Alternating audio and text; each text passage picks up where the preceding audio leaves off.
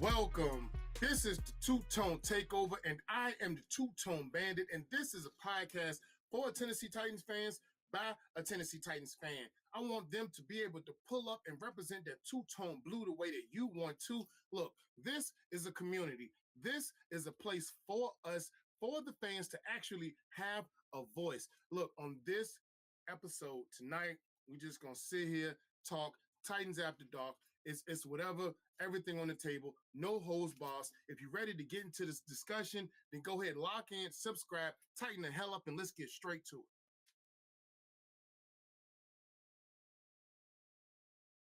Look, jumping straight into it, no specific topic, no specific discussion. Anything's on the table. These just a couple fans, two-tone takeover after dark, talking about whatever comes out of heart. Y'all, we were just talking about a lot of stuff, fellas. Which one y'all want to revisit for the people, man? I don't know. I'm gonna let y'all because I can jump in, man. Let's have a little fun, man. Whoever want to take it. Tell y'all want rock, paper, scissors, short straw. Let Ghost Titan take it because he started it off with the uniform and his expertise when it comes to it. There it is. Yeah. Let's get it. Yeah, what I was saying earlier was I've been doing design for a long time, art and design. I look at them differently. One's functional, one's all over the place, which is the stuff you see on my wall. But one thing that I had mentioned about the rebrand that I think, and that a lot of people are missing, like they're missing the nuance in it, is this rebrand to me is correcting a lot of wrongs from the one that happened in like, what was that, 99? Yeah. Not that one was bad. Don't get me wrong. We're all attached to the Flame logo, this, that, and the other thing.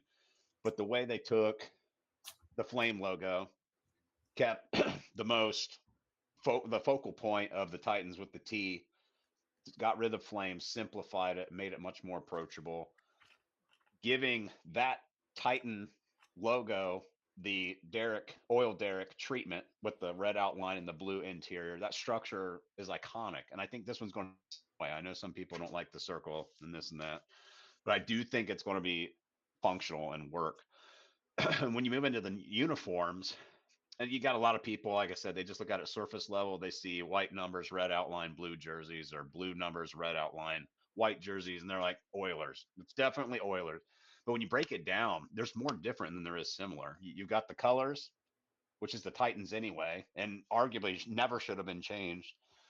And then you got the numbers, which are classic number. They're just classic jersey numbers. It's not specifically Oilers. Yeah. But when you look beyond that, you've got the guitar strings, which represents Music City. You've got the Tennessee and Titans on the front.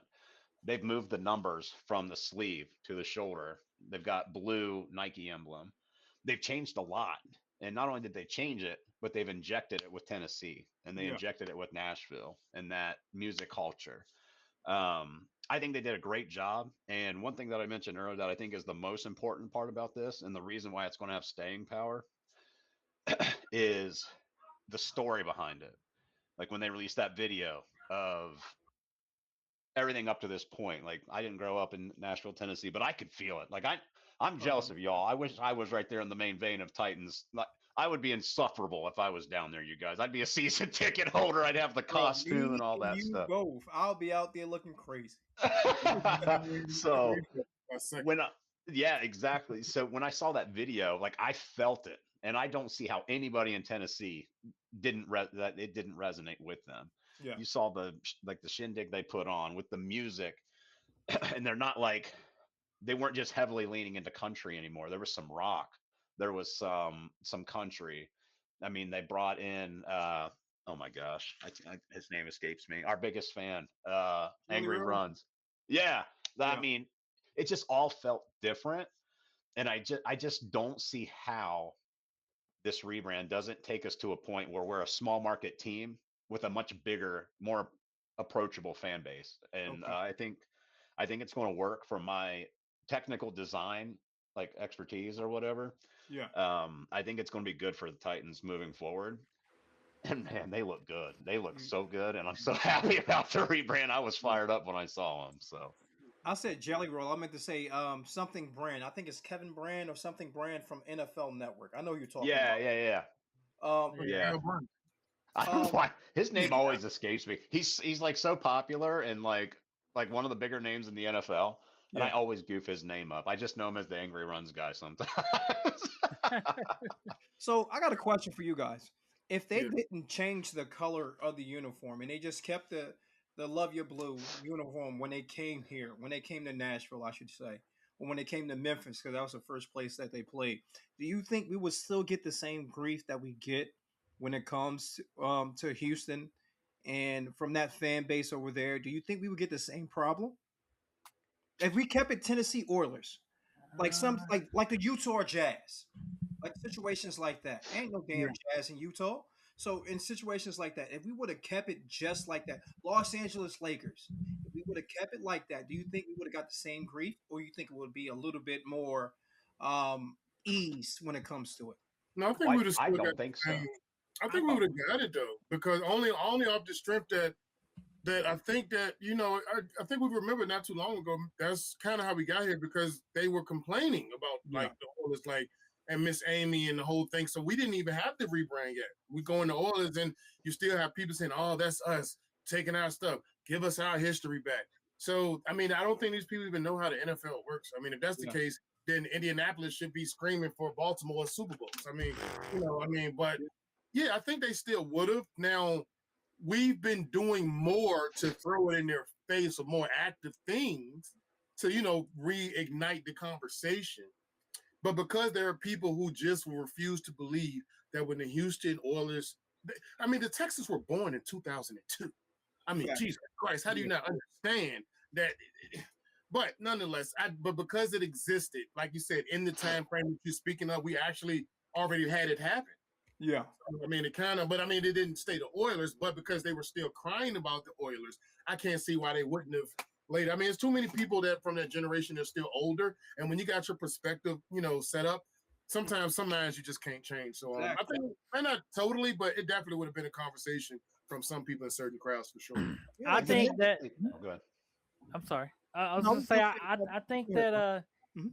when we came from Houston, I think when we changed our uniforms and we incorporated this navy blue and the sword and the flames, which I've grown to love, but when we did that, I think we moved away from our history and we opened the door for we didn't know it at the time. We didn't know it at the time that there was eventually going to be a Houston team again, and they were going to try to reclaim our history. But we opened that door for them to try to claim a stake in that. And if we had kept our colors, we kept all we went straight to this uniform and this logo we have right now that looks so clean right now. Mhm. I don't think they would ever have had a chance to do that. Like it would, like we're the Oilers. I got you. Like you know what I mean. So I think we opened that door, and I think Amy realized that, and She closed it. I think she closed it. I think this was closing that door. Yep. Well, that first rebound was a bit of a wedge. You know what I mean? Because there were carryover fans that loved the Oiler colors and everything. Rightfully Yeah. so. It was the best Yep. in the NFL. Yeah. And the Titans, it created this new wave of fans, which is good. Now, the problem is they chose a theme that's hard to Replicate. yeah, well, it's hard to design around. Like Yeah. Titans, like what is that? Frankly, they're losers. They got their ass whooped by the gods. They Most don't of them are fit. being tortured in Tartarus because they lost. You know what I mean? So it's like how do you portray that? The Prometheus flame is fine. Um, but it's just how do you tell that story in imagery? And it's kind of hard. They're just like they didn't have Yeah. any cool weapons like the gods. They weren't like gods of ocean, gods of the underworld, gods of lightning or whatever. They're just like powerful beings. Like they had some ties to like water and stuff, but they were just humanoid, omnipotent beings. It's like how do you portray that in Speaking a cool on way? speaking on what you're saying, like how like there's like negative parts to that. I honestly think like the movie Remember the Titans when they did We Are the Titans, the Mighty Mighty. I actually think that kind of saved us. Like we actually had something to Right? do. Something Remember relevant. the Titans. Yeah, Yeah. yeah. Look, Remember To when be we proud did of. that celebration? It was We all did over it a like couple NFL Network times. and Yeah. stuff. yeah, we did. I TJ, get loved in on it. it. I loved it. How you That got was the awesome. notification, Go ahead, CJ. Well, I just have a question that I don't feel like anybody really, plays the hypothetical game. Okay. Do you think this rivalry between us and the Houston Texans would exist if we weren't division rivals? That's a great question. That's a great I question. think so. Because think it like would. this is just like you're living with your ex and we're like next door neighbors or just roommates. We as division rivals, we all hate each other. So I think Well, I think it would have just based off of the history because some people are just salty because if you think about it, they weren't really our biggest rivals in this division. It was like between Jacksonville and the Colts for the most part. Houston was in the division, but it was like, but mainly in these most prominent years for us, it's been Jacksonville for sure. And the Colts because Peyton Manning kept whooping our ass. I mean, it was like, we tired of this, and it was crazy how you're getting beat by someone you like. All right. Like, I don't think no one here hated Peyton, but I mean, but when in the division, and in my experience, and correct me if I'm wrong, I mean, like we're all here, we're all fans, but in my perspective, it always felt like it really boiled down to the Colts and Jacksonville, and Houston was just there. But I think because there is the previous history, there would have been banter. Now, I don't know how heavy it would have been, but it's always going to be, like I said, like that crowd that just can't let it go. It's just going to make a point. But so I believe there would have been banter, but I think here recently, because of the nostalgia and the history that we're debating over, is what has intensified, especially since the rebrand, the argument between the two. And that's why I think, and I'm going to just say this before I pass it on to you all, that I can't wait for that Monday night primetime game against the Houston Texans. That's what I'm talking about. Well, I think it would have been a little bit, for sure. Maybe a little bit, I personally don't think it would have been a rivalry if they wasn't in our division. Because look at the Minneapolis, look at Minnesota Timberwolves, and look at the Los Angeles Lakers. No one compares these two teams. No one even thinks or remembers that it was the Minneapolis Lakers before they moved to Los Angeles.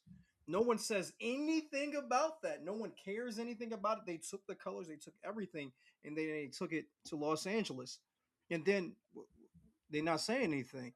So I think if they weren't in the same division, I don't think the Los Angeles Lakers and the Minnesota Timberwolves are in the same division. If they are, then I'm completely wrong with this whole debacle in which I'm saying. But I compare those two teams together to the Tennessee Titans and the Houston Texans. You're right about that. Yeah. So go ahead. Think about like the Charlotte Bobcats Hornets thing though. Like Charlotte got pissed. You know what I mean? Like they were mad, bro. Like they wanted those Hornets. They didn't want New Orleans to have that. You know what I mean? Yeah. And then Seattle fans kind of got pissed about Oklahoma City too. As they should though. And then take it back to the NFL. Like I want to ask you guys this. I'm not sure. Is there any other team, any other organization that has? Because I mean, Houston is like the reason this is a rivalry. Like the reason it is the way it is because they've taken an interest into the Oilers. Like they feel like that's theirs. Exactly. A lot of them do. And so, is there any other NFL team that has been salty over something? Like, do the Colts claim Baltimore? Like, exactly. Well, the Browns, Baltimore, they fought for the Browns to get it back to the city. But again, like Houston never fought for it. You can't. I mean, woulda, coulda, shoulda. 20 years later, 25 years later, Yeah. You know what I mean? Should have gave us the stadium. Yeah. Well, It's something else there, bro. It got to be something else there, fellas. So I'll tell you a little bit of what it is. I think we would be division. I mean, I think we would be rivals even if we weren't in the same division because Houston has taken an interest into the Oilers thing.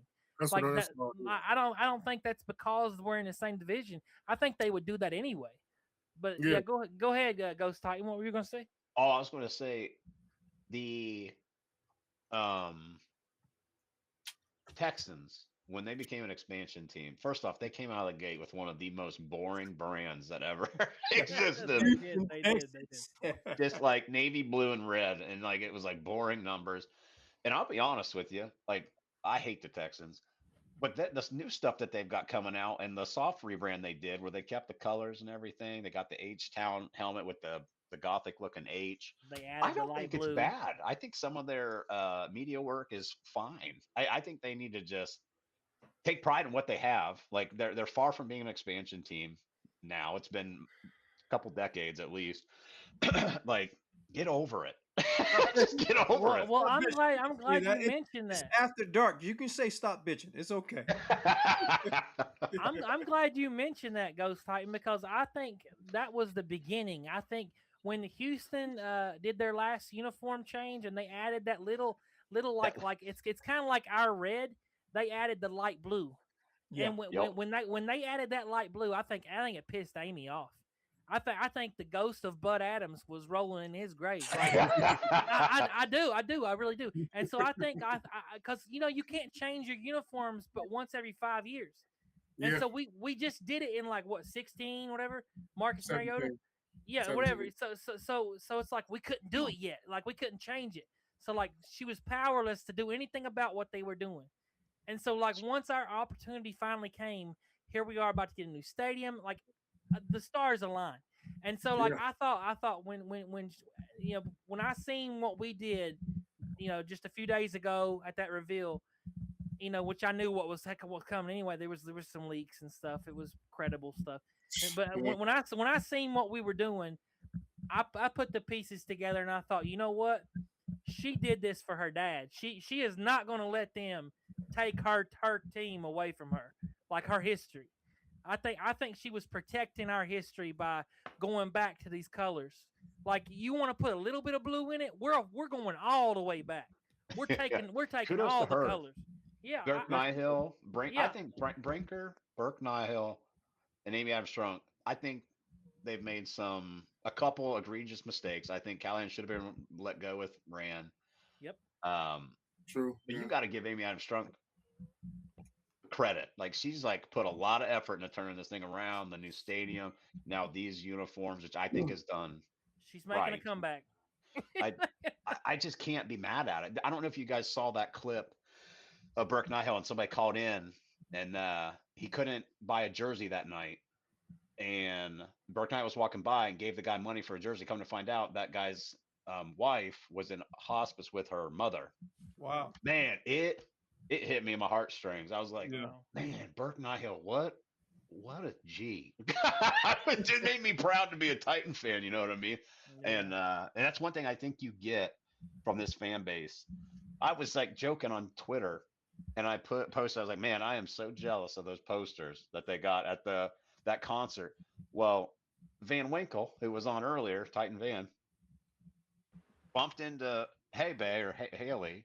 Mm-hmm. She had an extra poster. He's like, hey, Ghost Titan was saying he wants that. She's shipping it to me. She's sending me one of those posters. I had no hand in it. I didn't ask for it. I just jokingly said, like, man, those are sweet posters. And now I'm going to have one. And I think it's not seen. And I think big Titans get hated in the media or whatever, which I'm fine. I like remember that underdog mentality. I'm perfectly fine with that world. But man, what they don't see is that kind of stuff in this Titan fan base. And that's why I've stuck around. Yeah. And it's only going to get better from this point forward. Everything that's going on right now with Titans, the Titan Twitter and everybody following each other and all that other good stuff, it's only going to get better from that point forward. Can you I'm excited about that. We can go into that next. How do you feel about the Titan fan base? Like, how do you feel about the growth of it? There's been a lot of stuff that's been going on that's been trickling when it comes to the negativity aspect of it from the past. But what do you see from the Titan fan base from this point forward? CJ, how you feel? I think that we need to do better, but I am just intrigued on how this season will go. Hopefully, we start winning, but things could be just another day in work. Yeah, Just losing and losing. yeah. I hope not. I don't think it is. I hope really better not be, but I want to say something because you said that's literally what I was just looking at. I was you said, oh, I agree with you. I agree with you. And you said Callahan should have been let go of Rand, right? But then, so this is what I just did. So then I looked that up. So you made me think. See, this is why I love this. See, this segment a little spicy. I like this. A little more loose. Look. No, so made me look it up. I'm like, okay, let me see. What did that look? Because the reason I wasn't gonna cut you off, but mentally I'm thinking like a rebuttal. I'm like, no, because as soon as you said it, I'm like, yeah, but I'm like, no, because then we wouldn't have got solid. I'm like, so I'm thinking like, so what I see now, The unemployed, immediately available coaches last season was Mike Vrabel, Brian Flores, Pete Carroll, Ron Rivera, Rex Ryan, and they say Bill Belichick name was floating around, but that's kind of. Let me make sure. Okay, so John Gruden, Vance Joseph, some of these other guys were coordinators, but they had to get permission to interview. The other guys were pretty much, but You say like Ben Johnson, brother? yeah, Ben John. Well, I hadn't gotten to him yet, but no, Ben John. We were really big on him. We really were. And I know that was, but the thing is, and that's the thing I want to get to too. So, but that's just a few, names to name, and it's like, did you want any of those guys? But outside of wanting them, because I wouldn't have mind having Ben Johnson. I actually was hoping that we would have gotten them. You want a guy that's not only good, but that's good and wants to be here. And he didn't want to come. And that's cool. We don't want to overpay you and try to, entice you with the big payday. There's a lot of times when you do it for the money, because we've seen players that get the big contract, aka LeJerry Sneed, but doesn't pan out to what they're supposed to be. So I'm not saying I'm gonna open up the conversation. I like to get these debates going. I ask these questions specifically in a specific way. But nonetheless, that is an interesting thing to think about. Like, so I want to revisit that, and I'm gonna give y'all the floor. Would you have preferred that to happen, for them to have let go? They did ran, and it's would you have okay with the current options that we had, given the possibility of the likelihood of us being able to land the candidate that we truly wanted? Let's look at it from that aspect and open up the conversation. What y'all think? I think personally, you gotta think about it like this. Like you said before, you gotta be here. You gotta want to be here, and you gotta think about everybody. Oh, I see your face, brother. That's what I'm talking about. In the building, Brother, what's going on? But then you also gotta think about it like this: who's also in the candidates that's in the pool at that point in time? Like when Rand was going for his GM position, only reason Rand got it is because Adam Pierce, or not Adam Pierce. I'm thinking about wrestling. I'm thinking Adam Peters. He decided to not. He didn't want to be a part of the whole candidacy. We would have got him because he was our first interview, and he denied us because he wanted to stay in San Francisco. So he would have been with us. So it all depends on who was around. Organizations don't like to put two guys out at the same time, and that was the situation that went from that point forward. So it all depends. I'm okay with it. I wish we would have gotten rid of him, but again, who do you want to bring in? Ben Johnson didn't want to come here. Ben Johnson already knew where he wanted to go. He wanted a quarterback. And he wanted Caleb. I apologize. So that's what he did. He already knew from the rip he wanted Caleb. He didn't want any rookie quarterback. He wanted to see everything that was going on from that point forward. So yeah. I'm pretty sure we had McDonald in the building the year before when we hired and that Callahan. drives me crazy. I think that would have been the move. I want to pull Rand, out man, my eyebrow. I don't know how big his voice was in that room, but I want to pull out my eyebrow hair. That's the only hair I got left. I want to pull out my eyebrow hair because we had him in the building. We had him signed. We had him signed. He ain't fixing the Titans. Bro, he would have been better than fucking.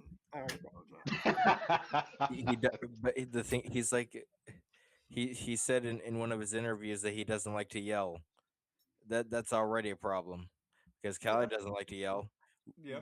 As a team right now, we need that alpha.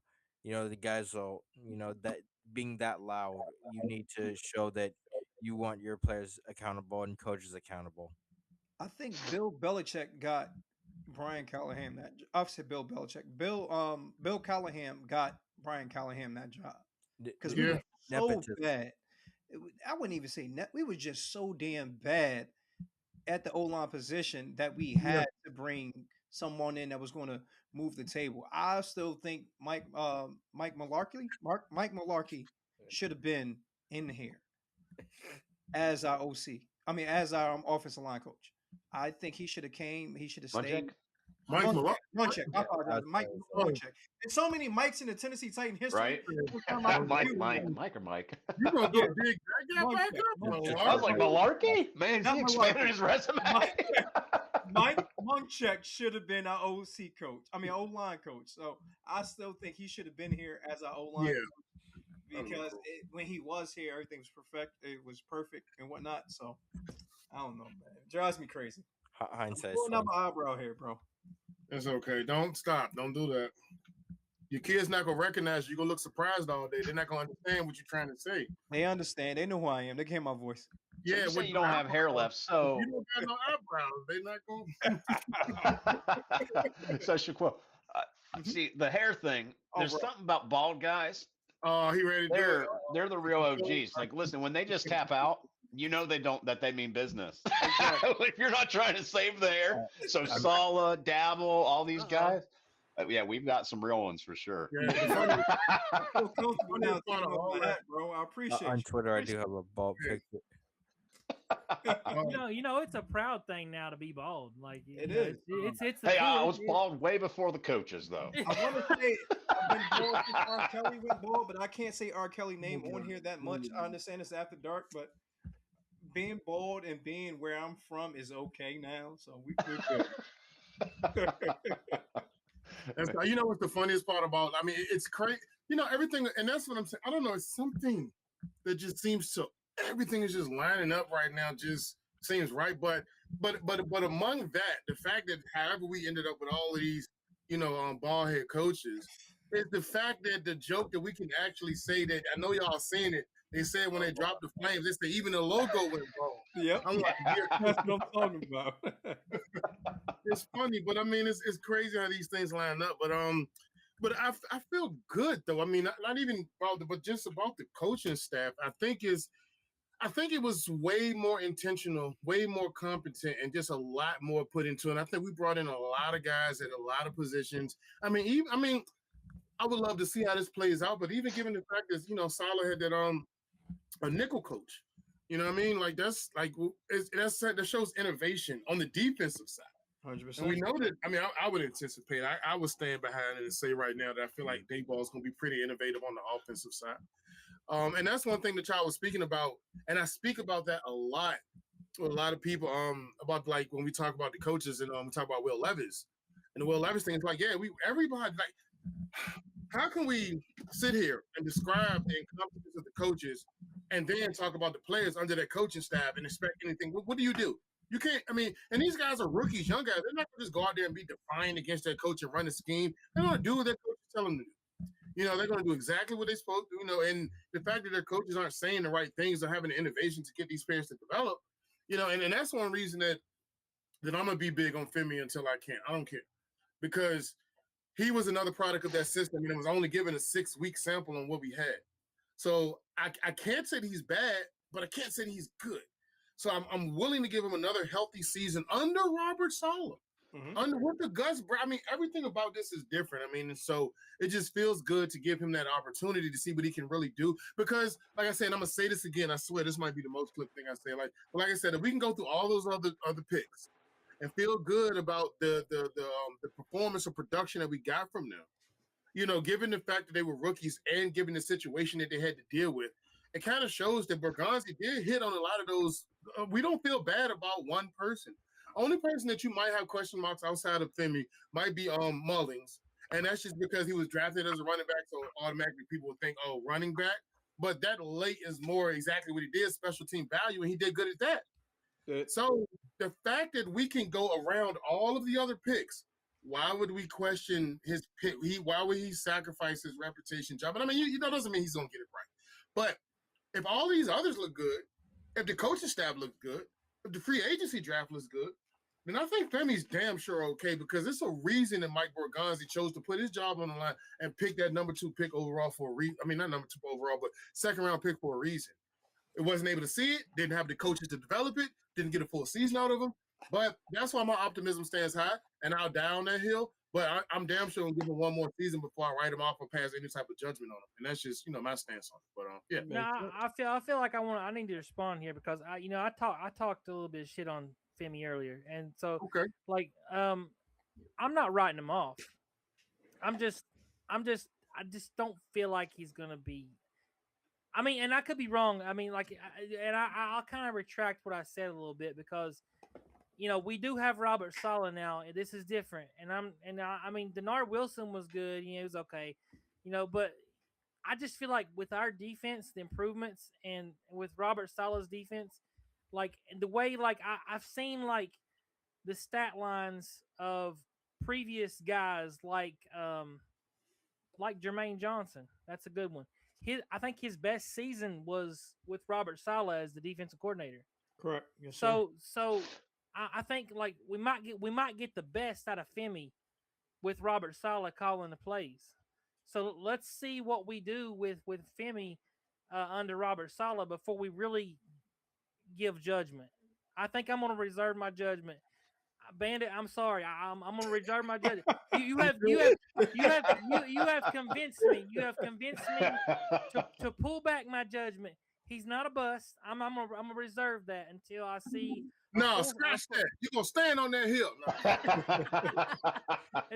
until I see a full season under Saleh, I'm gonna reserve my judgment. But it just makes sense, That's why I'm like, why are people jump? I get it. Yeah, I guess because you know what it was. I think the people that are jumping felt some type of way that we picked them yet too, and so this kind of justifies their reasoning by saying, "See, look, but he hasn't given us enough to." That's why I say I can't say he's bad. So if I can't say he's bad, I can't say he's good. I have to be even and equal on both sides of the fence. I can't say either or. I have to be like, I don't know. But what I can say, and using like what we remember in school context clues, if I look at all of the other draft picks that Borgonzi did, I feel like it's a reason that he picked Femi in the second round. Because look at all the other pieces we could have had. There was a lot of valuable pieces last season that we could have picked up in the second round. It's a reason. If all these other people, like I said, another one I'll go at, Chimere Dike. I keep on standing on it. I believe most Titans fans, when we seen us pick Chimere in that fourth round, was like, what the hell, who is he? And what are we doing? Question. Rookie Pro Bowler. Question. Answer. If DK was just a wide receiver and not a kick returner, would you still have that same settlement? Well, see, the thing is, I can't answer that because I would have to see that. That's speculation. Now, if he was, possibly, but then I don't think he would have really been any better than any of the other rookies because of the type of system and the coaches that we had. Now, if you tell me you want to give me Chimere Dike and the Dayball, I think he would be damn good. I think Dayball will find a way to utilize him in certain packages because he has that speed, even if it's to take the coverage off and to distract and open it up in the slot for another receiver like Wandale or Calvin. These coaches, I don't think anybody last season had the offensive capability of calling plays the way Dayball will be able to do, as well as developing coaches and talent. So I would have to be assuming what they would have put him in last year with the coaches we had. And if that's the case now, and I was the person that didn't give people the benefit of the doubt and look beyond that, then I would say no, because looking at everything else that happened last year, he wouldn't have been no better than everybody else in receiving. Exactly. Even the fact that Chig was the leading, no, sir. And now that gets me thinking. Now I feel like personally, this is my settlement. This is my mindset when it comes to it. I feel like Chim Dike will not really have that much of an impact on our offense. It would just be straight special team. He's going to be the gadget guy. I'm good with that. That's fine. I'm fine with it too, because that's what I'd rather him be. I'd rather him be a gadget guy. Get some jet sweeps, get some reverses and things of that nature, and just do what you got to do on special teams, and just have everybody else add on when it comes to it. So he is that additional piece, but he is that punt returner, that special teamer, that gunner. That's just really going to set it off when it comes to what he does. When it comes to what he does on the team. My son talking to me. What's good. Up? You good? Y'all know who he remind me of? I'm gonna tell y'all who he remind me of. And I think he's a taller, maybe more polished version of. I think he can be what we would have wanted Khalif Raymond to be. I like that. Because of the speed factor there, and the fact that he was a ridiculous receiver. He was supposed to be on special teams. But y'all remember in that divisional game against Baltimore when he caught that amazing pass from Tannehill and broke the game wide open. That's all we need. One play here, one play there. Kind of the way Kansas City uses some of their receivers.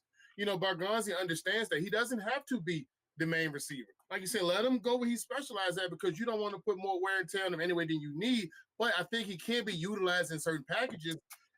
But this is what I'm saying. That was Bones Fossil doing, like you said earlier. Yes, sir. That's why we couldn't get nothing out of him because Callahan and them was running and Mike was running the court. But we're talking about Dable.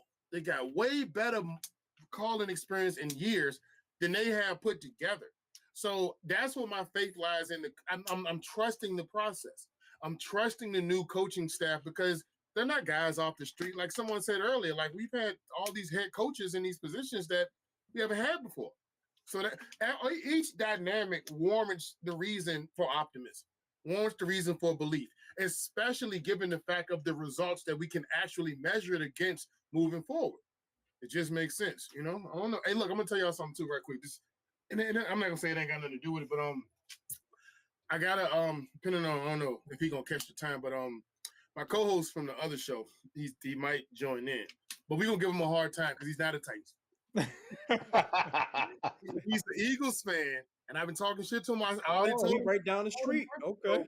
I told him months ago that we're gonna beat them when they come to Nashville. I said, look, I don't care who you get. Look, that's how much I believe in our team. I said, look, when you come, because we actually going to that game together.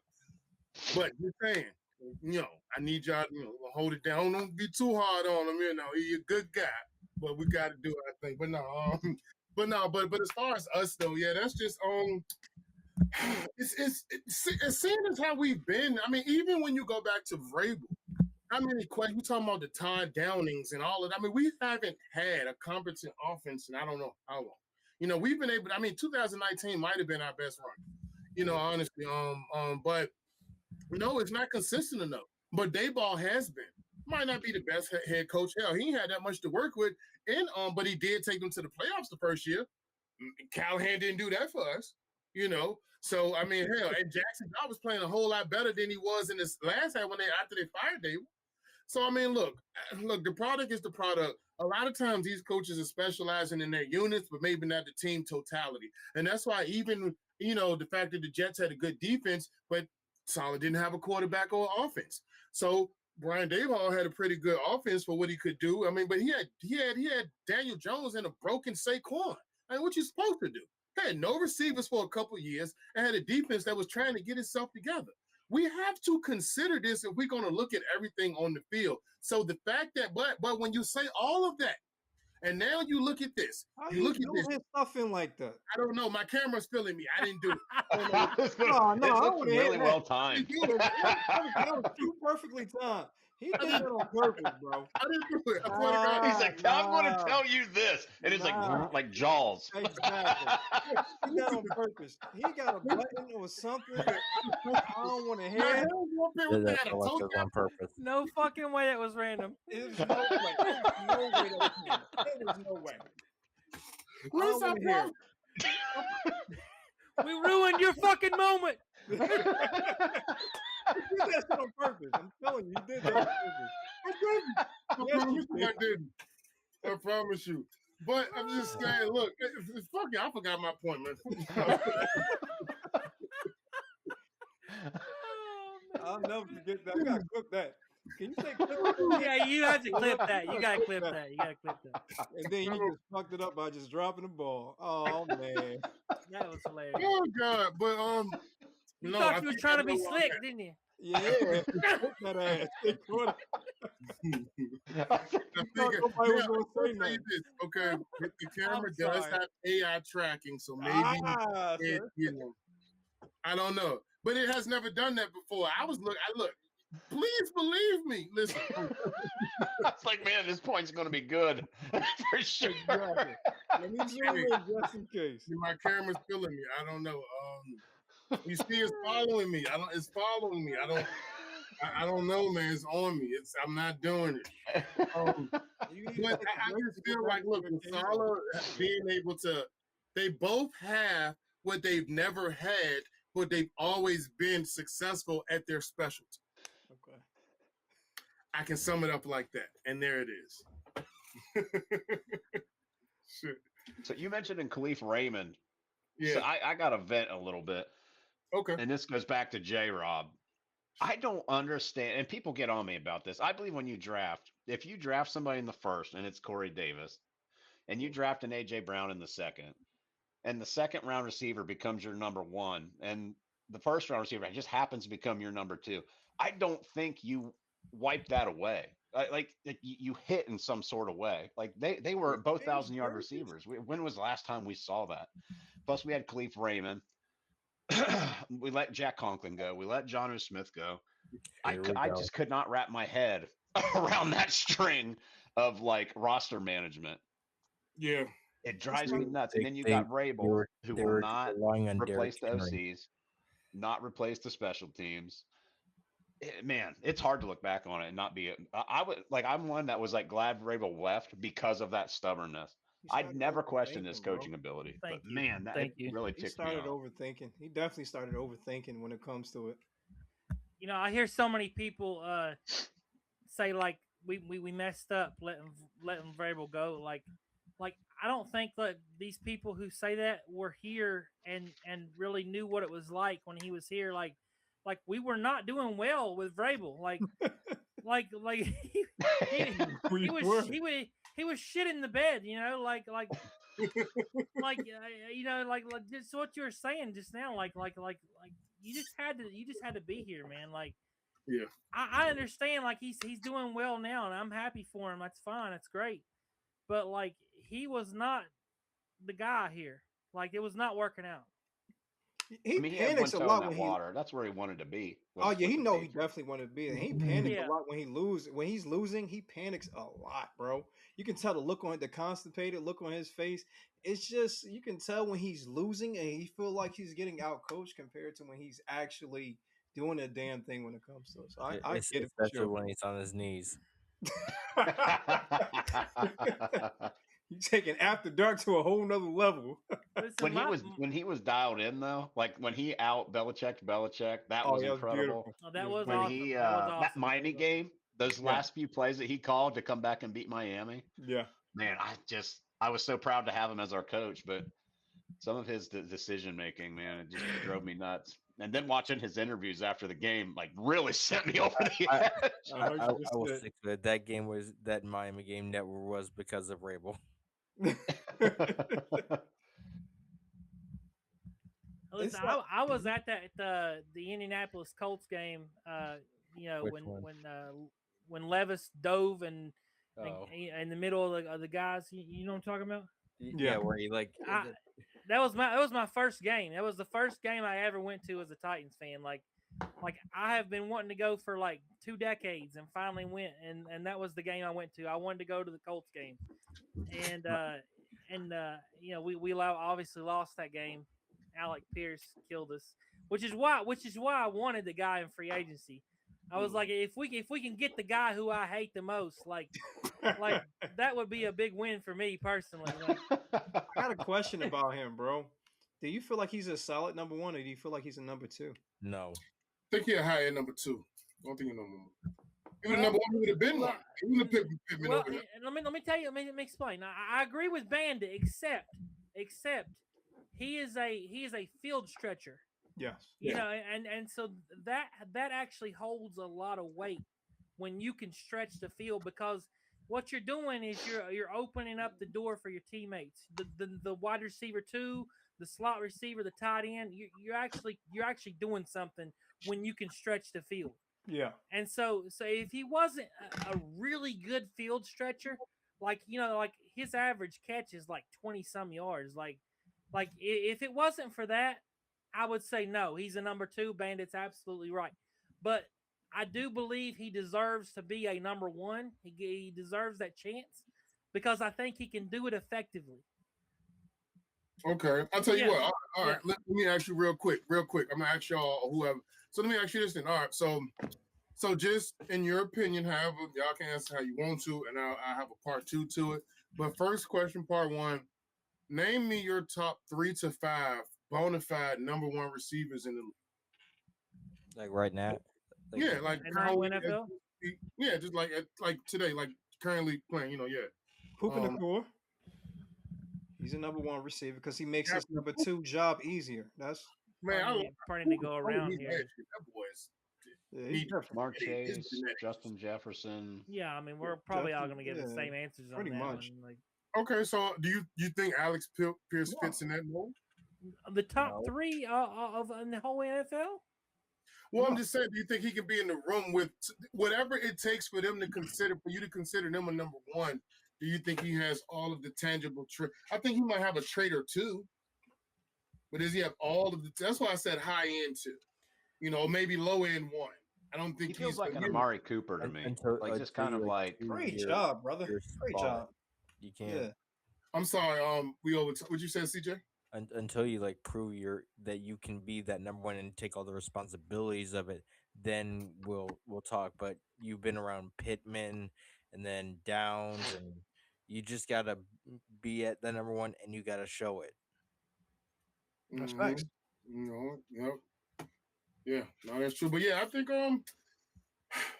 think he would have been beneficial here, but not for the price that he wanted. I'm glad we went to. And you know what? That's another thing too. There's so many players in the league. I think a lot of times we get wrapped up in certain players, but it's an ever changing league. There's always players that's coming. There's players that's going, and we don't always have to get like. Yes, it would have been nice to get him if we would have had it, but not for that price. Yes, it would have been nice to get Lindenbaugh, but not for that price. I mean, you got to think about it. You know what I'm saying? I want somebody to look into the Dan Moore contract, because I have a speculation on that, but I need to see how that contract is laying up going into next year, because I know we definitely gonna get an upgrade. What's your speculation? I mean, Rand would have signed all those players, and we'd be all excited, and then everybody would get hurt. Rand signed my grandma. That's true. He's not everybody's grandmother. I think that Alec Pierce question, there's a few aspects to that. Like, Okay. If you're talking about like, is he a bona fide number one? No, he's not. But when you're talking about like this off season, we need a number one, and these are the people who are available. Like, he deserves a chance. Like, I think that. I think that's why I get aggravated to a certain extent, is because it's like sometimes we try to force people in positions and roles that they don't belong in. There's no other option. But then just wait, bro. Like, I would rather go into like this season. We're gonna go into a season with a whole bunch of twos, bro. And I understand you're like, damn, we got a whole bunch of twos. But I'd rather have Cam have 4,000 yards passing, 30 touchdowns, and everybody on our receiver core have at least 500 yards.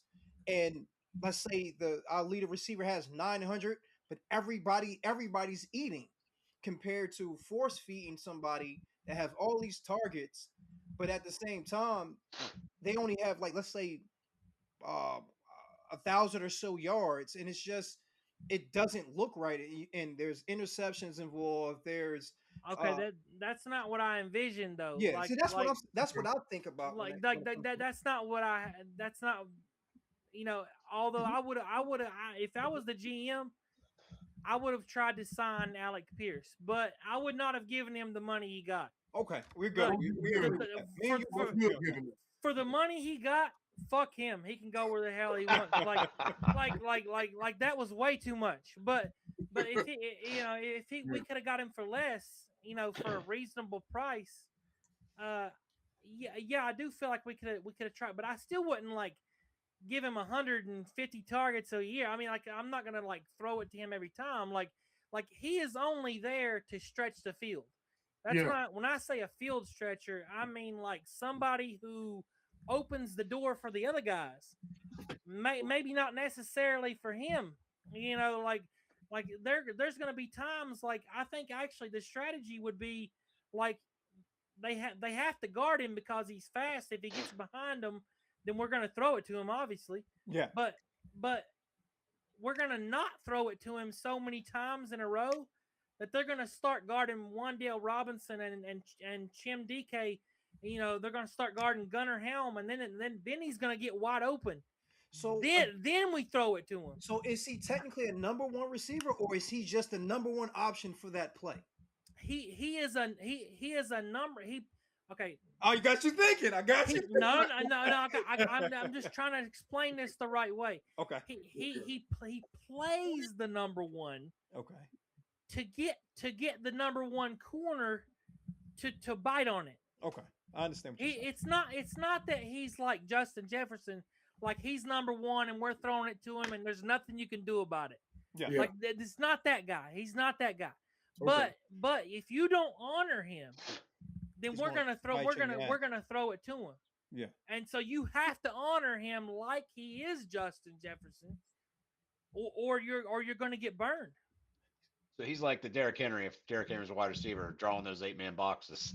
But instead of strong, he's just fast. That's deep. I think about what you do. I want to walk in the park. I want to walk down that street. Before you do that, bro, you said something about Dan Morgan. Do you want to come back to that Dan Morgan?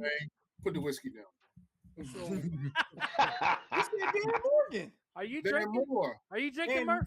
No, am I? You said More. Dan Moore? Am I? I want to have to look. That's the question. All right, so for You don't even know my camera. so for Dan Moore, I don't know why I said Dan Morgan because I think somebody was. We know why. But okay. So for Dan Moore, do you feel like he's the legit left tackle? Y'all see that? Stadium. That was the game I went to. The hotel I stayed at. Oh, it's right across the street. Yeah, that's where the stadium is. Oh. Yeah, so I stayed right across the parking lot from where the stadium is. So like right where the new stadium is, that's where I was looking at all night long before the first Titans game I ever went to. Oh, I gotta go there. I gotta find that hotel. That's a pretty cool memory, man. Like I was up on. I couldn't sleep. I'm sorry to interrupt you. No, you're good. So for Dan Moore, would you end up somehow, some way packaging a deal and trading him for Trent Williams?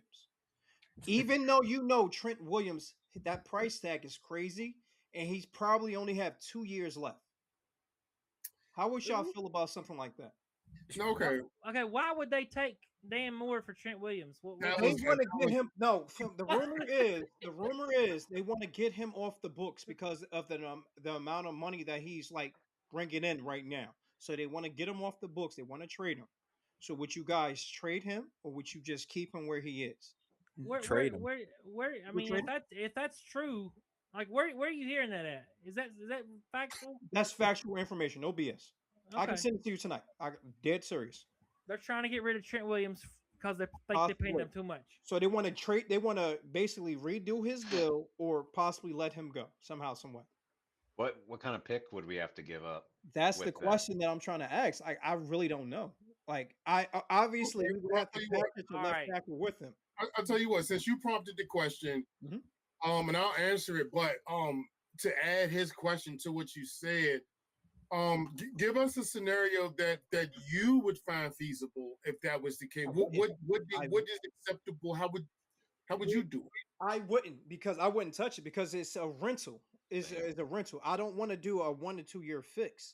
But how much are we talking about for that 2 years? When I saw it, I think it was like he's owed like $40 million this year. His cap hit is like 35. I think it's anything I would give up, they wouldn't take. Dan Moore's not that. Dan Moore, no, not Dan Moore. I'm talking about Trent Williams. Yeah, but Dan Moore's not that bad to upgrade to Trent Williams for that much money. That's what I was thinking about too. That's what I was thinking too. When I saw it, I thought about it, and then I started thinking the same way you're thinking. I was like, he's not really. I don't think I would do that because of that reason alone. I'm more interested in filling up the holes we have than improving our bad spots. I got you. Yeah, so that right guard is number one on the offensive line. Yeah, right guard is number one for me. Like, I don't think Jackson Slater's going to play center. I heard somebody say that earlier. I don't think he's going to play center. Schlottman, man. I think Schlottman. I'm bought in on this guy, man. Like, I think he's going to do good. I'm cool with it, man. I'm cool with it. But no. Okay, so you were asking me at first, so. No, yes, no, fuck it. We're not doing none of that. Now answer your question though. See, well, I can't. This what I can tell you what I'm thinking. Okay, so this is what I'm thinking. I'm just thinking, one, we overpaid for Dan Moore, but I think it was his more so availability. We got a good guy. Maybe he could be coached up to be a little bit better than the year he had on the Steelers when he gave up all the sacks.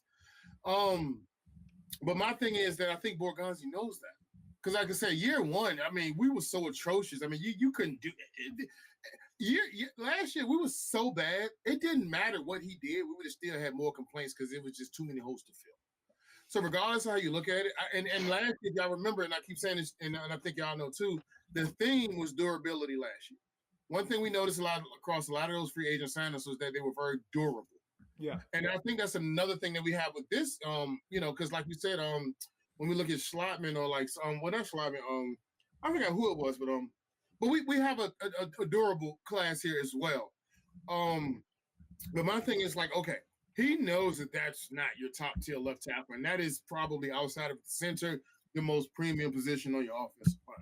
You know, I would, you could. Some people could argue that is the most because it's the blind side. Yeah. But that's another thing that we need to really be focusing on while we're focusing on everything else, and maybe not this offseason. And that's why I said I'm not looking at it for a this year move. I'm looking at him to play another season for sure. But once his contract is up after this season, what does the option look like to trade? Do we cut? How much is dead? So that's why I said it's a lot I got to look into before I can really get into the conversation. But my mind has been circling around these things because, like you said it's a lot of good positions next year. What if the left tackle is in next year's draft? Or I got to look at the free agencies coming off the board next year. What left tackle is going to be available next offseason? So that's why I said it's a lot. That's why I was like, because I got to look and consider all of that. But I'm not opposed to, it wouldn't behoove if if Borgonzi were to make a move at left tackle to try, and that's what I'm trying to say. I think we'll touch offensive line this year, but I think we'll truly address it next year. It's like, get all your pieces in play. Get great guys who can work behind mediocre lines. Not saying that they should have to, but give me one seat. And then we can solidify these guys' future for the next 3 to 4 years because we're bringing in pieces that's going to be around for a long time.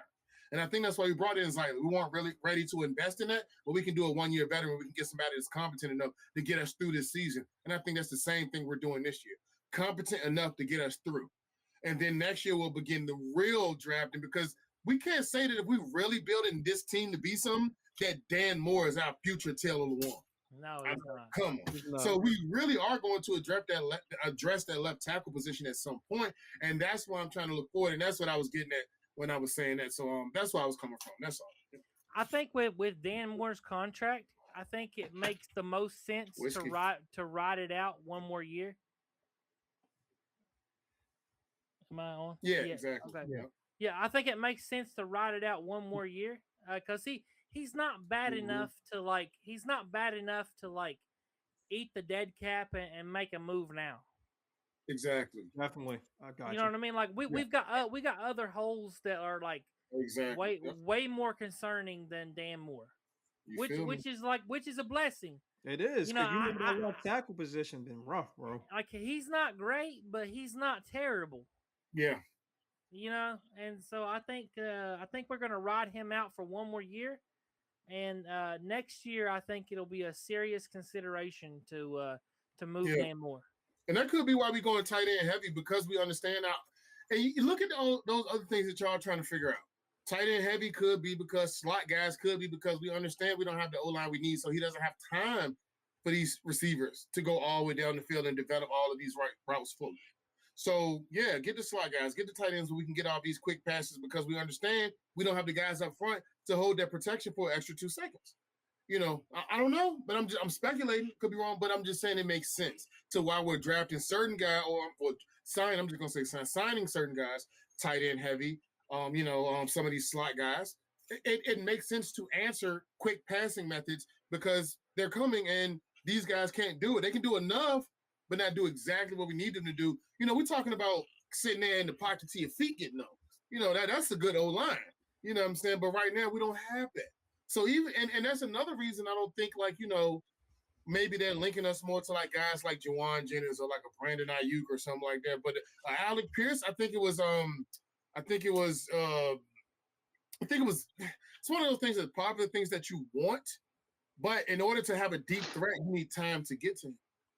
And so if we don't have the time from the O-line, then what's the point of investing in something that we can't utilize?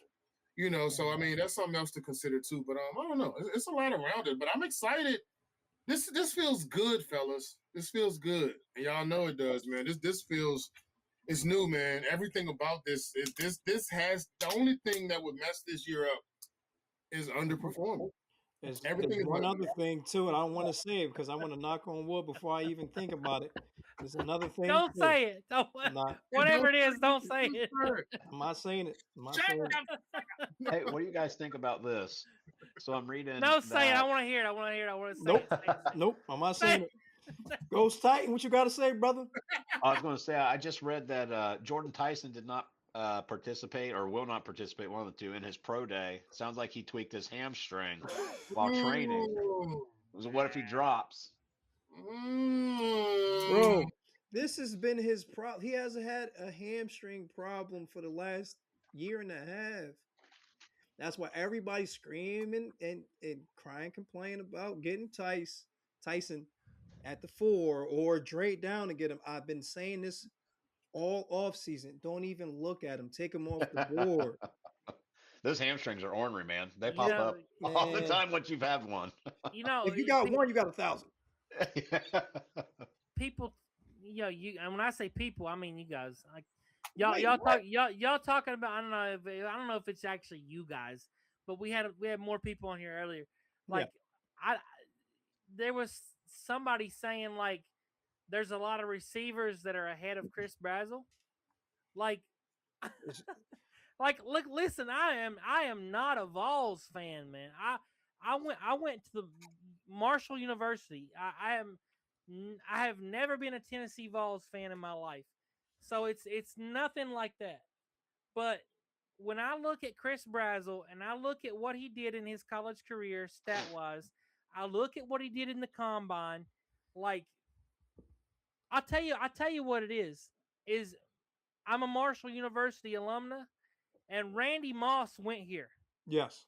I know Randy Moss. He's my guy. And this is a poor man's Randy Moss. And like, cause Randy Moss ran a 4.25, it's not a 4.37. Yeah. And they're the same height, so it's like a poor man's Randy Moss to me. Like it's it's worth a shot, because if he gets to the pro level and he's just like a shade of Randy Moss, that's a win. Like we're not asking you to be a Hall of Fame receiver. Like, I just think that like there's no way. I don't want to say there's no way, but it's going to be really hard for like anybody to top him in the pro level. If he does what he's been doing. And like I've seen that, I've watched this movie, man. Like Chris Brazzell needs to be drafted. Like third round my ass. He's not going to the third round. Yeah, third round my ass. Late second round my ass, dude. Like 35th pick, yes. When you say poor man's Randy Moss, that scares me, because that's the same thing they said about Corey Davis. No, bro, no, I promise you. Look, I mean, up, they might have said it, but I could have told you. Anybody remember Dorial Green Beckham? Yeah, another one, man. So it's just what are you talking about? What are you talking about? I'm not trying to say these guys are the same. What are you? Is when you just said that, that's what scared me when you said that. But listen, I wouldn't call Dorial Green Beckham or Corey Davis a poor man's Randy Moss. Okay, like you have to have certain aspects to for me to say something like that. Yeah. Okay. Like I watched Randy Moss play when I was a kid. I watched Randy Moss play. When I was 13 years old, this man was actually doing it. Yeah. Like 26 touchdowns at Marshall in his senior year. Like, well, not his senior year. Yeah, I think it might have been his senior year. But yeah, he was killing it, man. He was really it's like the greatest season of any wide receiver of all time in college. Like, I watched that. So we went to like 4 games that year. If you had Jeremiah Love and you had Brazzell on a team, what would your expectations of the Tennessee Titans be? Let me tell you, SB. Let me tell you. Hold on. Offensively, there's going to be some expectations, okay? Okay. But defensively, you have neglected a few things, unless they actually sign Joey Bosa, they get Bobby Okereke, like or Okereke, however you say it, and so like I like Okariki. I like that yeah. better. What You gotta I've rename heard that. it both ways. I've heard it both ways. so I mean, you've got to like, okay, we've only got so much money left. Okay, we've only got so much money left. We're gonna have to go one way or the other, and whichever way we go, we've got to go the other way in the draft. Yeah. Okay. You know what I mean? Like we got this. There's several ways to fix our problems, but we've got to make sure we do it. That if we follow through with what we're already like looking like we're going to do, Borgonzi is the king, bro. Like I just got to see it first. I was literally just thinking about that, Borgonzi, when you said that. So I'm gonna ask y'all one question. I'm gonna ask this kind of segueing off of what you said. Outside of Femi, because I know how everybody feel about Femi, whatever. Outside of Femi and Dan Moore, is there a questionable move that Borgonzi has made outside of those two that that you feel like is that you would want to address or talk about? I said outside of Femi and Dan Moore, since Mike Borgonzi has been here, the players that he's brought in, is there another questionable acquisition to this team that you would like to point out? I don't know about acquisition, but I think people would argue the trades. I was for the trades, whatever. Roger McCurry, Jarvis Brownlee Jr., even T Sweat. I was fine with them, but there's a lot of people who would argue that those were like big marks on his record. But I think he was playing the long game with the picks and being able to move around the draft. Yeah, absolutely, absolutely. I think so too, and that's what. Yeah, I think like Coach Murph like to say, it's chestnut checkers. And that's what I think. I think by you saying that, why couldn't we be under the same illusion for certain things he's doing now? Just because we can see that so clearly, what if it's certain moves now that we question, but then it's like, oh, because if Schleiman actually ends up being our Tyler Lindenbach, in a year or two, like, oh, we getting this center for cheap. Oh my God. That was a smart move. But yeah, Real Ice, talk to us. I seen your hand up there. No, I just want to say like the only one I can think of that I'm like what the hell? What is he doing? What's he doing? Is this Austin? I knew it. DeCullis, like this newest That's offensive everybody, lineman. bro. Yeah. Like what is this? What is he gonna do? I hope to God he never plays, bro. He's the swing tackle, bro, and I don't like it. It drives me crazy. I almost plucked out my hair. My what's the name? I almost plucked out my hair because it's just like, what are you doing? One. But I'll also say this: if that's the only one I can come up with, he's doing okay. Yeah. Yeah. True. Yeah, because we've always had multiple players. Yeah, because that's not a starter. That's probably a guy who's never going to play. But that's the only one I can come up with. So I'm happy with that. Okay. All right. CJ, I know you got some. Come on. You've been a little too quiet. Talk to us, right? I was well, it's getting late for me, but all I gotta say is just this team needs to do a whole lot more. I just don't let the whole it's the literal H word. Until I believe it, I will say that H word. What's the H word? The word that I was going to say. I know what he's talking about. The knock on wood word. The I N. Yeah. All right. Okay. All right. We on the same. H word. He's saying the quarterback. H-A-L. Quarterback. I don't want to keep on spelling it because you're gonna get it. You're gonna start saying it. No, it's the HOPE word. Oh, say it again. Ho? Yeah, that. It's after dark. You got to be careful. Well, if you ever seen Shawshank Redemption, that's a dangerous word. It's a dangerous feeling. That's the first thing H on for what? the last 2 years. He said the HOP word. HOP? Hope. Yeah. H Hopkins? no HOPE Oh, HOP. he said hope. I said hope. Hope what? Hey, that's my mother name. Y'all gotta chill right now. What are we Come on, talking fella. about? Is there a player named Hope something? No, he was referring to he doesn't want to get too hopeful for the season. That's Oh. what he was referring to. Player No, named bro. Talk about Chris Hope. He back. He's back. We're Yeah. past hope. We are past hope. We are at expectations right now. Like 11 wins is the bottom. Like Oh, That- shit. Yeah. That's I what was I'm at, talking about. listen, I was at 12 like a week ago, but I was thinking like, you know what? I'm usually a little bit overboard, like a win or two. So I'm gonna take it down to 11. Like I don't Is it actually 10? If I that's the case? I actually don't know how we're only going to win 11 games. Like the Colts, I have zero expectations for them. Like they're going to be terrible. Yeah. Like Daniel Jones played out of his mind and got a crazy contract. Like he's not that good, people. Yeah. Mhm. He's not. Like let's look, be honest. Next year, the Colts are paying $80 million to Daniel Jones and Adam Pierce. Congratulations to them. Without Yeah, I've seen that Michael too. Pittman. Without Pittman. And That's wild. Trevor Lawrence making a $250 million, like that's hilarious to me. They messed up too. I think Jacksonville gave away too many pieces. Yeah, Jacksonville's crazy, and contract then is more team friendly. CJ Stroud had a good rookie year, but other than that, like he's not that cool. You know, Yeah.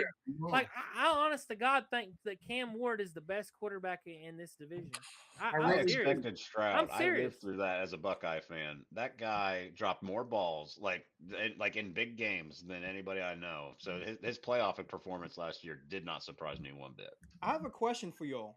If Rand Carthon would have kept his hand clean, basically, and kept his hand to himself and made that trade and got him, do you think this team will be better off or worse with CJ Stroud as our quarterback? Jeffrey Simmons wouldn't be on the team. Oh, okay. Why do you feel that way, brother? Do you not know the situation that we were in? You know that the Texans were at like 3. It was they're at 4, then they traded up. Like it takes a certain amount of capital to trade up in the draft, and we probably would have gave up Jeffrey Simmons in that trade. Oh man, I would have been pissed if that was the case. you're making me been want to like go vomit right now. Like, That or the whiskey, one of the two. He don't have enough whiskey in him yet. hey, my glass is empty, bro. I don't even have anything. Like I gotta go get more too, right, man? I need some more right now. Like No, I agree with that. That would have been a bummer losing Jeff Simmons for Stroud. that I didn't want him definitely that year. I wasn't a big fan of that move, and I'm kind of glad it didn't happen. And especially now we got.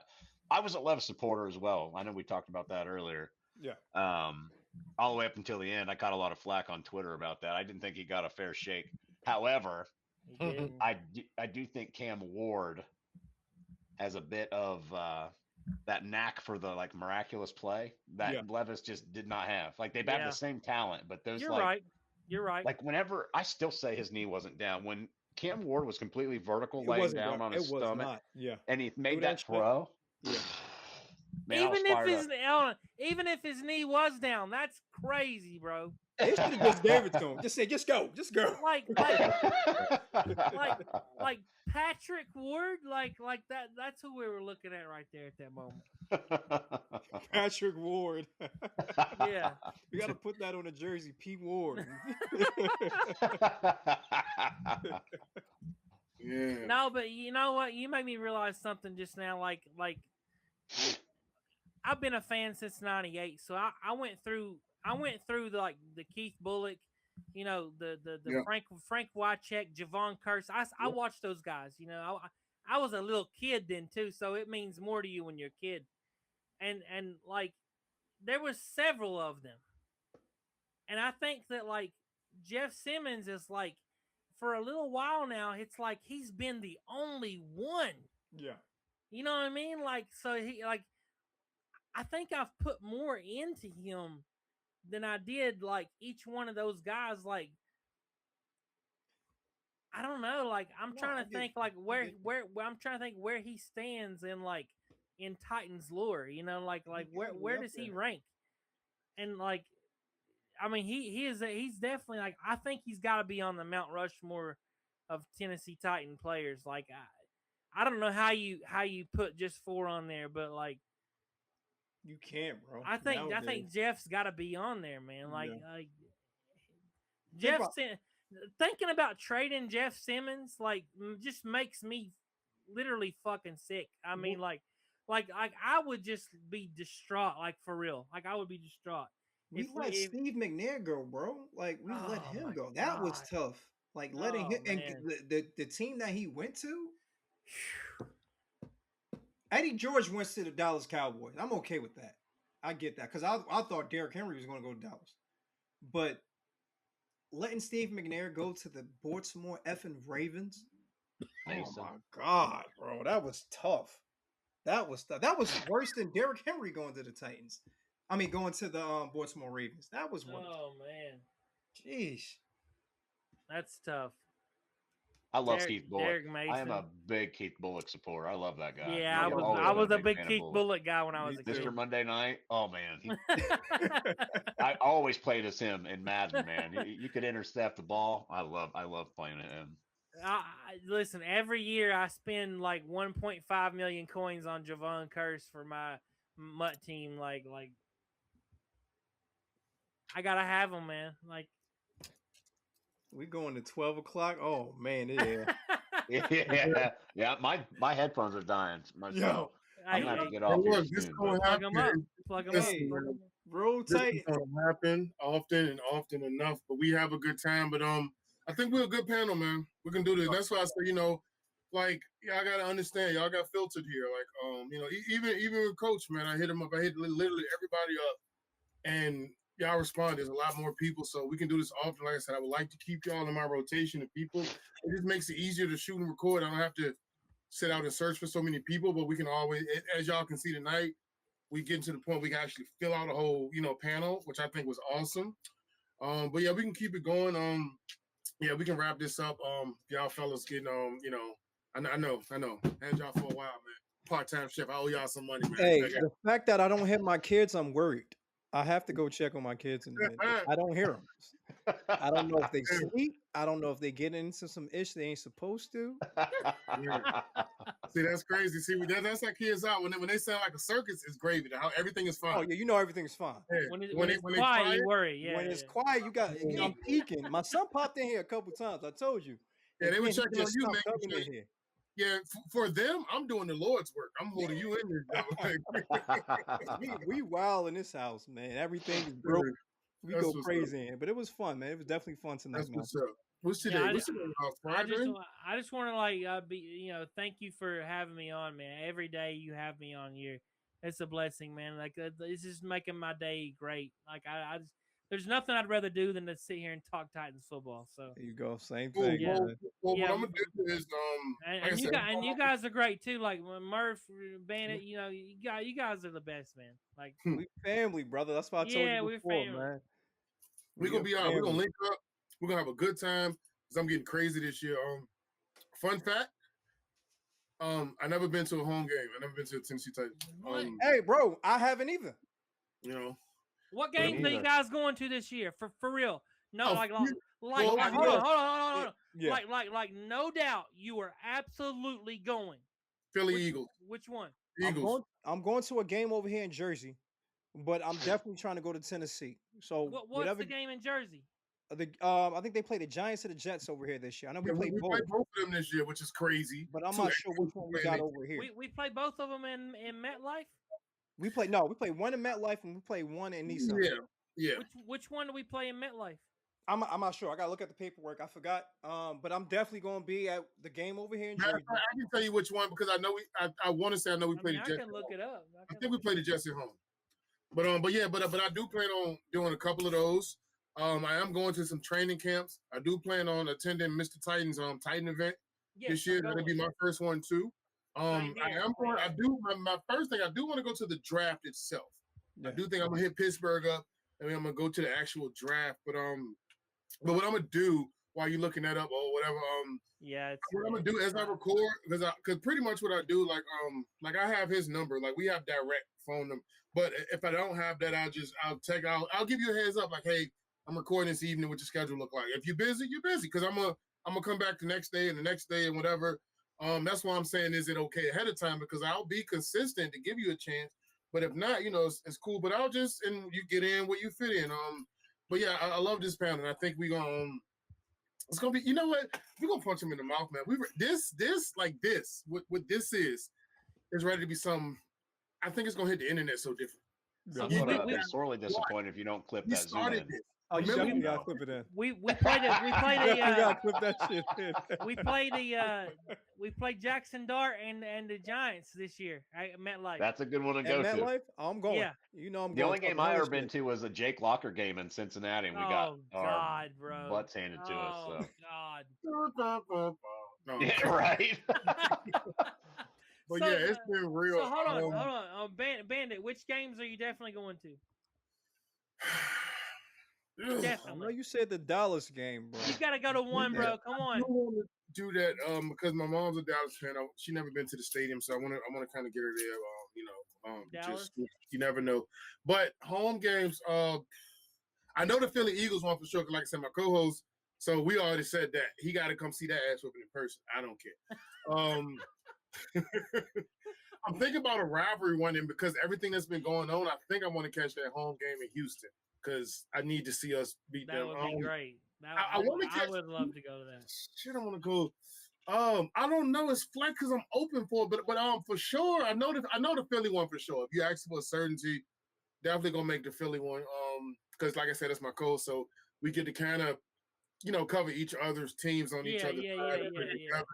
But I'm trying to, but to say that's a for sure. But outside of that, for sure, I am trying to make at least 3 to 4 games this year. Wow. So the other ones, I'm not sure. I do know I also want to make I'm probably gonna pull up for like training camp. And that's what's that? June-ish? Is that June? Late July, May, early June? July. No, because July we have that stretch of we got that like 3-month stretch before preseason. Yeah. It's like we might got 1 week in. Is it? Because am I right or wrong? Don't we have like a good? June is you got July is the stretch where we get straight training camp, but I believe we have. When they go home until they come back. Isn't it like a good 2-3 week stretch sometime? It's June, bro. I think it's June. I could be wrong. You did it again. Yeah, he did it. Did it again. It must be a signal. I don't know. Show us your foot pedal. Show us your foot pedal. But on a serious note, I think June is the quiet period. I think June is the quiet period. And I think it's July, August is training camp. I could be wrong, but I think that's the case. It is. We'll figure it out though. But we know they don't. The games I'm going to, for sure, because I didn't go to a game last year. The year before, I went to my first Titans game in Nashville against the Colts. But this year, I am absolutely 100% going to the Browns game in Nashville. Think about that one too. And I'm going to the Bengals game in Cincinnati.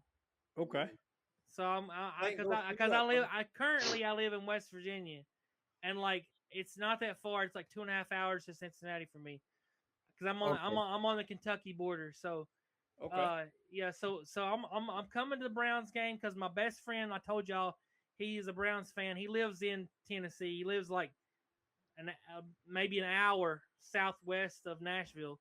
He's a Browns fan. I don't know how that fucking happens, but he is. But so he's a Browns fan. So we're gonna go to that game together. But then I'm also gonna go to that Bengals game. 100%. There's no way I'm not going to the game. Okay. I want to see Joe Burrow eat it several times from Robert Saleh's defense. So So I'm going to that game. I'd like to see Jamar Chase catch touchdowns, but not against us. So there you go. Yeah. So let me get this straight. So it's Virginia, West Virginia, Ohio, and Jersey, right? Yes, sir. This is crazy, man. We getting regional in this month. Who's from Virginia? Me. I'm from Virginia. Where are you at in Virginia? Richmond, Virginia. Oh, you're in Richmond. Okay. Yep. That's why I said I I'm right might try to beside go to you. that. Yeah, I mean, it's a little ways, but it was like Yeah. it's like if it was a straight shot, it would be different. But we got all these mountains. I mean, we gotta go Now, up. We gotta go up and down, up and down. Like, be coming around the mountain. yeah, I'm serious. No joke, man. What you was ready to say, Ghost? Oh, I was going to say that I'm going to see how things shake out, but it would be cool to go to that Mr. Titan event. And maybe if there's a game around that time, try to Well, hit that's that what up. he said. I think he said it's because I asked him about it, and he said it's every year after or at the first home game. Okay. Yeah. So whatever that is, it's around that time. But yeah, we can figure it out. Like so, we got a lot of opportunities playing, and if not, we'll figure it out. Even if it's just us just doing us, whatever. Yeah. But nonetheless, we'll always be here because I'm gonna keep doing this and rolling this out, and I like it. Yeah, I can hang out just as much as you all can, and we'll make it happen. I just can't wait till the season because that weekly content gets so much more intense than trying to find stories in the off season and having a week to week digest between whatever may happen. Plus, like, because we're gonna double up on games on here.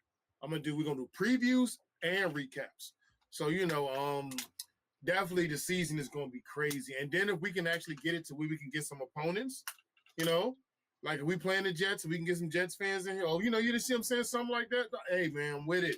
That'll make it even more better. But we'll visit that down the road. But in the meantime, like I say, y'all been excellent, man.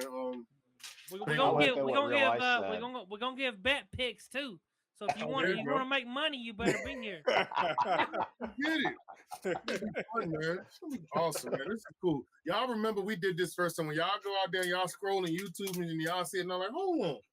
Fuck all these Texans fans come from. They won't doing this. Talking about, no, like, yeah. So, and that's nothing. That's why I said I wanted to be different. So this actually is on some pioneer shit. I mean, we really are starting something different because, like I said, I mean, honestly, just asking y'all, have y'all seen any other, channel, anything that has fans setting like like some setup for just the fans and a panel of fans, just not like the guys like, like when you see like I guess like if you see Sal and them and like everybody's on that team, they don't bring in outsiders. They don't bring in. You can't just DM them. They're not DMing you. Hey, bro, you want to come get on my show? Yeah. You know what I'm saying? Like they. So right. Where is that at? I don't see it for any organization. 32 and not one of them doing it. Guess what? We are. We did it. I did. We getting it cracking. What if the odds we strike on a chemistry like we did tonight? Everybody got along great. Like it just like bounced off each other. I thought it was great. But like I was going to say, I want to echo what Real Eyes said, man. I appreciate you having me on. Yeah. I've had people feature my art and stuff like that, but you asked me to be on here, and people put a face to the go. I mean, I've got that AI picture of my bald ass head on X, but nobody really sees me. I don't post myself that much. I am not bald. Yeah. I am not bald. I'm nice little head of lettuce. I am glistening. Look at that. That's cool. Ain't nothing wrong with that. Yeah, we're gonna figure out. I do a lot of graphics and drawing too. Like I got a whole junk right here. Fucking what is this shit, man? This is put it up there. Let me see a whole joint with all the stuff and shit in here, man. I got wow, that's awesome, man. And that's so just heads up. I got graphics. Me and you gonna make some magic. So heads up, leading up to the draft, starting on I think the 15th, So I was doing all Titan stuff. I was doing mock-ups and stuff, which people accuse me of AI, which I do use AI after I create the art, and then I use AI for animation because I'm not an animator, but all the art is mine. But I am. I don't want to give too big of a sneak peek here. I'm doing helmets. I'm doing a wrapped theme for all divisions, and every day leading up to the draft, I'm going to release the animations for them. And here's a little bit of a sneak peek. Oh wait, let me get into my. So I don't know if you guys can see that. That's tough. So yeah, I'll be releasing those. There's the Bills, so everybody get a sneak peek at the Bills. But yeah, I did one for every team. I've only got a couple of teams left. I'll probably circle back before that day and revisit some of them and just tweak and stuff. But that's kind of like my next. I'm still going to be. I did a poll and I asked everybody like, should I just keep this and just transition to the whole NFL? Should I rebrand? And I didn't want to ban the Titans thing, so I just kept it as Ghost Titan, and I'm just going to start venturing out into other teams for that. And the rest of my content will be live posting and things like that. And we promote you too, bro. We push it out there. We're a family over here, man. Yes, sir. Straight Oh yeah, family. I got We will all I share. got you. When Real Ice ready to do his podcast, I got him, man. Graphics, we gonna figure it out. We can help each other, man. You know, that's Hey, what it's about. you guys see me talking about I support Levis, right? You see this? I saw you when you came back on with it. I was trying to ignore it. That's why I just waved it off. What they Like said on the I back, actually got the jersey, man. I got the Love You Blue, the one he threw all the touchdowns in. Hey, you know what I was thinking I about doing? was so high on Levis, man. I was so I high. feel safe telling y'all this. I was thinking about doing something because it was just a simple graphic, but it was about Jeremiah Love. Okay. So I was trying to figure out a way to implement him in the Love Your Blue. Do the heart and then just have him coming through the heart. Okay. Yeah, but you know, I think the actual Love Your Blue is LUV. Yeah. So I actually have to change the spelling to his, but I was thinking about implementing the love, Love and Love Your Blue. I mean, hey, it's right there. It's literally sitting in front of your face. Let's wait until he get drafted first. Anything can happen. No, for sure. You can maybe still you do it though. I don't know. I feel you. Hey, before we get off, what made everybody a Titans fan here? Who want to go first? Want me to go first? I'll go first. Mine's like the least significant. Like because the way I became a fan is like you lost a bet. No, it's not that bad. But like I guess I'm showing my age here. But I was playing like PlayStation 1. Wow. And so like when PlayStation 2 came out was like 1998.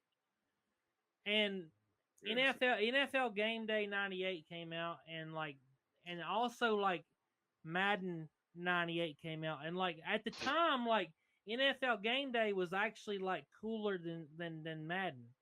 Like it was like the cooler thing. So like I bought it and it had like Marshall Faulk on the cover, and I played it, whatever. And then so like my friend, he had Madden, and so then he got Madden 99, I think. I'm not sure which one it was, but like when he like started playing it, like I discovered like the Titans were really good on that game, like, and I didn't know the Titans. Like I was like 12 years old, okay, so I mean, and I'll just say this too, like I'm not proud of this, but this is not my fault. I didn't have a dad growing up. My dad was not present. That, brother, mom was the same way. And so my mother raised me, and she was and she's fucking awesome. My mother did an excellent job. And so, but the thing is, like, you need a dad to be like, to be in football at like 8 years old. Like I didn't get into it until I was like 12. Yeah. Because my mom wasn't. My mom's not a football fan. So I was a late bloomer with regard to that.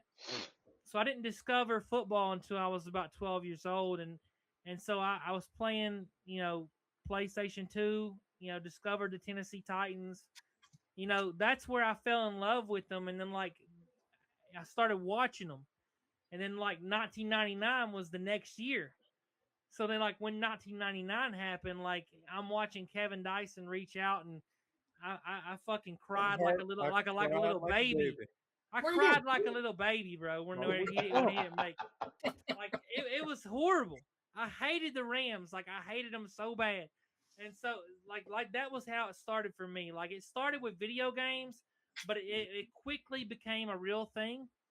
And like I literally cried like hard tears when Kevin Dyson didn't make it with that ball, man. Like I really did. That was how it started for me. For me, in 1996, when they were rumored to go to Tennessee, is when I really became a fan, because my grandmother's from Memphis, Tennessee. She moved to Jersey. You already know how Memphis was and is. So she moved to Jersey. Damn near, I don't know how long ago. So she moved there in 1996 when they rumored to have a team. When they was talking about it, she was like, "Hey, if they move to Tennessee," because she was a Dallas Cowboy fan. My whole family is Dallas Cowboys fans. Wow. Only person that's not a Dallas Cowboy fan is me. So when it was doing it, she said, "Hey, I'm moving. I forget Dallas. I am going to be a Tennessee Titan fan," or it was a Tennessee Oiler fan at the time. She said, "This is it. Tennessee Oilers. This is it. 1997 when they moved there, she was like, "This is our team from this point forward." Nobody else was buying it because they was always Dallas Cowboy fans. We don't move. We don't move from teams over here in my family. But I said, "All right, forget it. I'm with my grandmother." Um, so I was with her when it was the Tennessee Oilers. I was with her when they was in Memphis and all this other good stuff. She passed away right before the Super Bowl. So Oh, when she man. passed away right before the Super Bowl, I What always said, year? What year? she passed away in 1998. It was leading up to that 1999 Super Bowl. Damn. So she was like, yo, I couldn't move from that point forward. I was going to be a fan. It was hard for me. I don't want to cry on here because that's my best friend right there. What did she tell you? She told me to be a Tennessee Titan fan. She Oh, basically damn, said bro. we're going to be fans. It wasn't even it wasn't on no. She told me to do it. It was a more so on. She was a fan, and she was like, if anybody else is going to come aboard, come aboard. When it came to it, so that's when I love football. I played football for my entire life, but I was never really a fan of an exact team. I played for the East Orange Falcons when I was young, so I always say I like the Falcons and stuff like that. But when they became the Tennessee Oilers is when I said this is my team. This is it. And that's when I stood when they changed over to the Tennessee Titans, when they went to the Super Bowl and stuff like that. That's when I was like, all right, yo, this is a beautiful thing. Everything happens for a reason. I wish she was there to see the Super Bowl, but she wasn't there. And I was like, I can't go anywhere else from there. Regardless, through thick and thin, I'm going to be a Tennessee Titan fan. I'm going to rep us from the day that I die, like she repped it from the day that they became the Tennessee Oilers until the day she passed away. She was a fan. So I said, I'm going to do the same exact thing for her. That's why I want to move to Tennessee because I feel like my life is there. Believe it or not, it's deeper than just a team. I feel like I'm supposed to be there. That was my Same, best friend. That same. was my heart. So that's why I'm moving there. That's why I'm bringing my family there because I want to be a part of the organization. Lo and behold, I actually went there for an interview for a scout position, but I didn't know anyone. So that's what really hurt me when it came to trying to be a scout for the Tennessee Titans. They told me blatantly, bro, you don't know nobody here. So I don't know what the hell you doing here. So it's a nepotism game, but at the same time, I knew it going into it, and I wanted to do my best.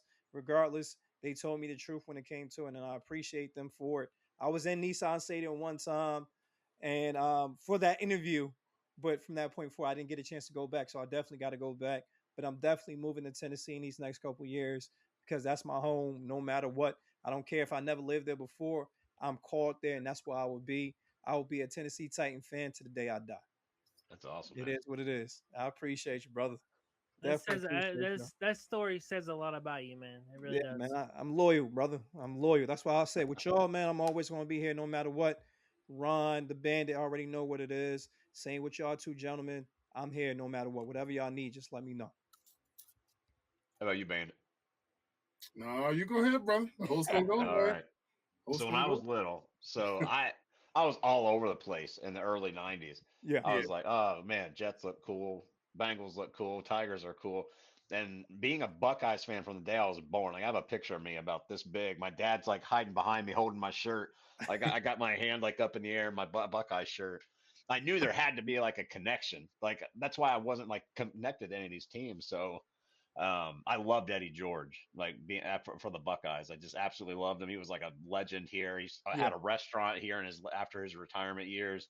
It was my favorite restaurant for the longest time, and I just love Eddie George. Still love Eddie George. I love that he's like a big Titan, like still to this day. But I told myself I was like, wherever he gets drafted, that's going to be my team. So Okay. as soon as when he got drafted and he was an Oiler, I've been locked in ever since. That's what I'm talking about. Locked in. Yeah, I Shout out like to that. Eddie. Shout out to Eddie. Eddie, Eddie. Well, I loved him and hearing that at that reveal. I was like, man, it gave me chills. shout out to Eddie and the team that drafted him for sure. For me, Oh man. Oh gosh. Oh my gosh. I don't know if I can be back after that. Jesus, come on now. No, Oh man. That's I'm not violence that. right there. That's Don't get me violence. wrong. That's a fun rivalry, but I don't get into the hating on people and stuff. Like I do think Brutus Buckeye marking out the M in the end zone was hilarious. Yeah, it was. It was. It was. It was. But yeah, no. For me, I don't know.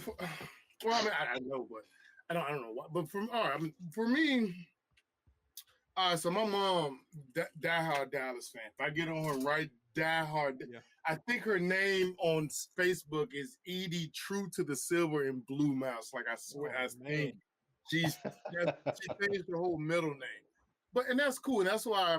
But that's one of the reasons I said Dallas, because knowing that I know she never been to the stadium, so I want to take my mom to the stadium. I'm trying to be a good son. I want her to, get out there, even though we're gonna whoop their ass. I still want to take her there. Hey, though, talk your shit, but nonetheless, my dad, diehard 49ers fan, so whatever. And I'm born in '88. You know what I'm saying? So I'll be 38 this year. I think. Yeah, you youngin. You youngin. Wow. Okay. All I'll right. tell you my age. You say he young. Oh man. How old y'all think I am? Like 52? No, I'm just. Nah, you look young, bro. You don't look that young. We got it off his story. I had to throw it at you. I might think you about 35, 36. I get like early 30s a lot. I'm 40. So Oh, okay. yeah, so I'm 85. November 85. Oh, all Go right. ahead, Yeah, though, man. I'm not trying to interrupt you. Go ahead. Go ahead. I'm 85. I said, hold on. I think you said you 40. Which one are you? You damn sure not 85. Don't sell us that bullshit. But no, so that was that. And then I'm looking around at a lot of other pieces. And for me, this is still my mentality to this day. I have an underdog mentality. And seeing them come, it was like I saw something good in that. And yeah, falling in love with everybody. Even my nickname when I used to play Madden, with Frank Wycheck, I used to score on and I'd be like, Frank, why check him? Why you checking him for, huh? That's what the name is. Frank, why check him? What are you doing? You see his last name? Why check him? Like, but no, that, like you said, everybody, McNair, Dyson, Mason, the Freak, everybody, even, I'm so mad, is it Bruce Matthews? Am I true? No. Yeah, you're right. Yeah, okay, I thought so. I'm having the brain. But yeah, like all of those players, even up to the Cortland Finnegans and just everybody, it was just always something about the underdogs. But I remember making a decision, and one thing about me, I'm not a bandwagon. I'm very, very, very loyal, and so when I decided my team, I knew that, like, because I took a little minute, and I didn't think about too many teams, but I didn't want to just chase like somebody that's popular because, like, it just felt so cliche. Like, oh, yeah, of course you're gonna go with the popular winning team. And it's like, nah, I'm not gonna do that. So I mean, it could have been a bias against me, but I just chose to exclude all of the winning and successful teams and believe that I would find an underdog that would succeed. And I believed in the Titans. And when I chose them, I mean, like I said, it's just a lot. It isn't the deepest story, but it was at a time when I was young optimistic. I'm 88, so what I was about, what we talking about, 10, 11? Is that about? Yeah, bro. Because I came in like 98 because I didn't really know about the Oilers. I was like I was I'm watching cartoons. I'm in the house watching Reset. You know what I mean? Like I'm not, and I played Pee Wee.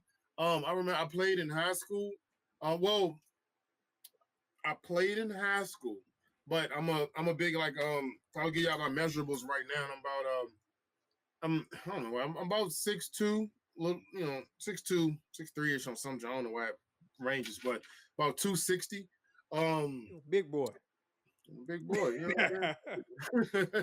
But I've been there where I was been tall my whole life, and I'm saying that to say though, when I was in 8th grade in middle school, me and another guy, I remember another guy named Jesse. He was a white kid, man. He was cool as shit, man. That was my boy, man. He was a line. We both got drafted to the local high school. Well, drafted. We both got they came and they recruited us. I played defensive end. He played linebacker. He was a beast. I was a beast. I was so good in fucking practice. They said, stop fucking sacking the quarterback so we can get the playoff. Yeah. Like, talk to your offensive lineman. Don't talk to me. Exactly. But anyway, So you know what I'm saying? So I always like been there. So like playing football, I've done that, did it, and it was always the underdog. And so like I said, when I bought into it, I my co-host just joined the screen. Hold on. the Eagle just joined the stream. Ooh, the Eagle has landed. I'm about to say, how you going to join the stream when we about to get off? Man, That's come all right. on now, brother. What's going What's on? better than ending the stream by trash talking another team? Ooh, that rhymed. But no. But that's how I got in. Oh, Man, hold up now. Now, wait a minute now. I just got out of work. there it is. You making your money. Ain't nothing wrong with that, brother. Yeah. Yeah. Make that money. That's I don't how like I your got name on here, Fly. Wait, hold on. Oh, no, bro. It do 4 Titans I see. Exactly. It is. The Both same Titans I see. will be in your face when we whoop your ass later this We year. gave you a Trace Super Bowl AJ by Brown giving and you doesn't use AJ, them. bro. That's what I want to know. Jeez. Aren't y'all trying to get rid of AJ? Well, y'all want him back? No, we don't want that. No, we don't Craig. want him back no more. Nah, you good. Y'all got him. We don't want that drama queen, man. He doing too much crying. He doing too much crying on the sideline. He was just reading a book, bro. Come on now. He was reading a book. Yeah, we winning. We winning. You over there reading a book, man. All right. Y'all got quarterback problems. It sounds like Dable wants to come to Tennessee before he does to Philadelphia. I ain't say all it. good. I ain't say it. Bro, how you gonna come on? We about to get off, bro. What's going on? Time we don't you know, we don't spank that butt so many times now. I'm saying, you know, it kind of hard to join the enemy when you Come on now. Y'all Y'all ran ran it it one time. Y'all It was finna feel one. the same thing this upcoming season too when we spank y'all. Yeah. We ain't worried No, you about said it. you done it too many times. So that means we owe y'all. You know how the NFL, it's time for a change, baby. You know what I What mean? change? What change? We not getting our ass whooped no more. That change. I know Matter y'all of fact- changed. The only change y'all got was them uniform colors. That's it. Oh boy. Wow, this guy. Wow. Yo, hey, any of y'all vegans on here? Anybody a vegan? Because we eating bird this year. That's what we doing. Do we play the Eagles this year? Yeah, we do. I told you. That's what I told get you. up there We first. play them at home. They come to us. Okay. Oh, gotta, you better stop talking, buddy. Man, we ain't worried about it. Or at least enjoy the time you have left. I already done told him. Y'all gonna be on the ground looking up at us talking junk. We gonna be talking to each other like, hey man, what they talking about down there? I don't know. We can't hear. We ain't worried about it. It's not even a threat at this point right now, man. You can talk all you gotta talk. We already know what it is. I'm excited for the first time in a long time. I can talk shit. Exactly. Like, do you understand what the Twin Towers are going to do to Jalen Hurts? When I say Twin Towers, I'm talking about Jeff Simmons and John Franklin Myers, baby. Smoke. We ain't worried about them. We like that. We ain't worried about. Hey, hold on. They have to get past 4 people first. If you can get past Mike Lotta, Dickerson, Jurgens, and Johnson, you might have a chance. And that's gonna be easy money. Y'all old as hell on the offensive line. Who said that's gonna be easy? That's gonna be easy. Coach Easy Murph. money. We got 2 players that require You don't double. have too much to drink. Hey, take a breath of Nah, life. 'cause they already said something about me drinking. So that's kind of fucked up, bro. They already said because I called Dan Moore. What did I call Dan Moore? Dan Morgan. Dan Morgan. I was talking about. I'm thinking about Derek Morgan in my head. I'm dead serious. Did you just name the offensive line for the Eagles? Yes, I did. You did. So is Lane? Did you say Lane Johnson? Yes, Yep. Okay, he's the only one that's got credible. That's it. Like the rest of them. I give my lot of more. Mulatto. Okay. But nobody trying to see that offensive line when they help. We gonna see it. You don't know what we building over here, bro. Exactly. We got 2 DTs that require double teams. You got to pick your poison, and then when they do that, we got edges that's too fast for anybody you got on your O line. Exactly. Yeah, two offensive linemen can't. And we block ain't all even went this. to the draft yet. Exactly. And Derek and AJ Brown don't even want to play. So what we talking about right now? He don't want to play, y'all. He about to be a Patriot, bro. AJ Brown ain't got to play. We still got Smitty. We got Dallas Goddard. We got Hollywood Brown. Y'all know a whole lot about Hollywood Brown.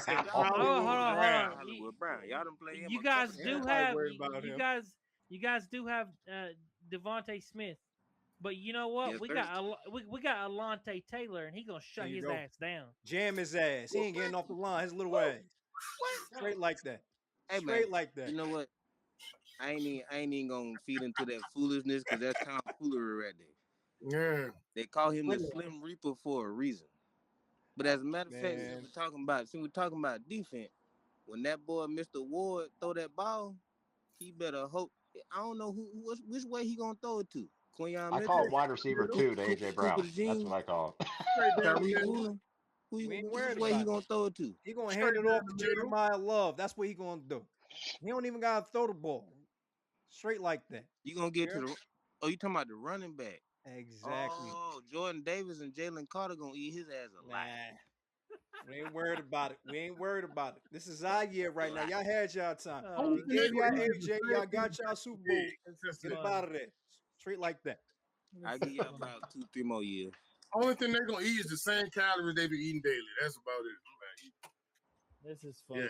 And I'm We right gonna knock down the them out. street, so I gotta deal with this shit all the time. I'm in South Jersey right now, so I gotta deal with you motherfuckers all the goddamn time.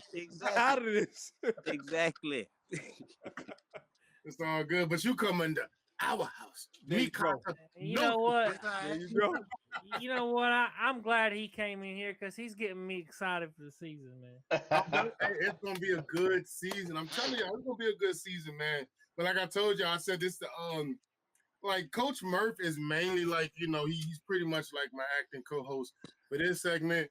Mr. Fly High, you know what I'm saying? My man Jay Porter, he's my co-host on Club 32. Well, like I told y'all, we talk about all 32 teams. Okay. Yeah, he a diehard Eagles. But like I told y'all, if y'all got other opinions outside of our team, y'all welcome to come on there and be guests on there too. I'll keep y'all in the loop if you do. But yeah, we this is what it's about though. This is what I want to bring. This is what I want to bring to the internet. It's nothing but love, Mr. Fly High, man. Like we love all our fans, Absolutely. man. I get the same thing from the big head bandit up there. Yeah, we just shooting right now, man. We just shooting. Oh yeah, it's all love. Like I said, I don't know. I'm good on them. I know character and I know people, man. You know what I'm saying? I know how to bring good people together, and that's what it's all about. And that's what I want. I want this because y'all are really imagine this. So just imagine this on a grand scale. Because over there on Club 32, we're trying to do the same thing for all the teams. So we're talking about like what I'm trying to do here. I'm thinking about like doing matchups for every team. So during the season, we're talking about the same way we got the lineup. Each lineup would have a segment with each team having this amount of fans on there debating, the points for each team. You know what I mean? I'm just saying it can get crazy, man. So I have a big vision and a big dream, but one day at a time, one step at a time. And outside of that, the other part of it before we get out of here is the community. The 100%. fandom is there for sure, but the community, because one thing I'm trying to do, and I'm trying to help men be better men. And whether that be, because we all go through shit, and I don't think we get enough support as men. I don't think really the way this world is going, a lot of people, do love us and we have support, but I just still don't think no one's going to understand what men go through except other men. And so I try to be there on the regard where we can, help each other in the community version. And also like we figured out that like Ghost, he has the even talents. Like, okay, so he has his graphics. I got graphics. I'm pretty sure like Coach, he like Coach Murph, he has a lot of accomplishments. You know what I'm saying? He's a licensed, I know Conflict resolution. Yes, God damn. Yeah, you good, brother. And more than that, and I'm pretty sure you all have we have a lot. So once we're done with the conversation, what continues is our humanity as men. And so whether that's, helping men understand how to be better fathers or navigate through difficult times or keep a strong mental when things get hard or even just be an encouraging word or supportive in a guy's, down moment. That's what I try to be. There's been guys that the guy Bryce that came on here earlier. Yeah, we know him. Yeah. So I helped him out because I was talking to Haley a couple weeks ago, and the day that I actually was talking to her, it was his birthday, and I was like, "Hey, what's going on?" And it was like, "Hey, we're trying to get a couple of extra cases." Because he had 2 footballs, they was trying to put some cases in. That's what he was referring to when I had asked him about the phone case because that's what she was getting him for his birthday.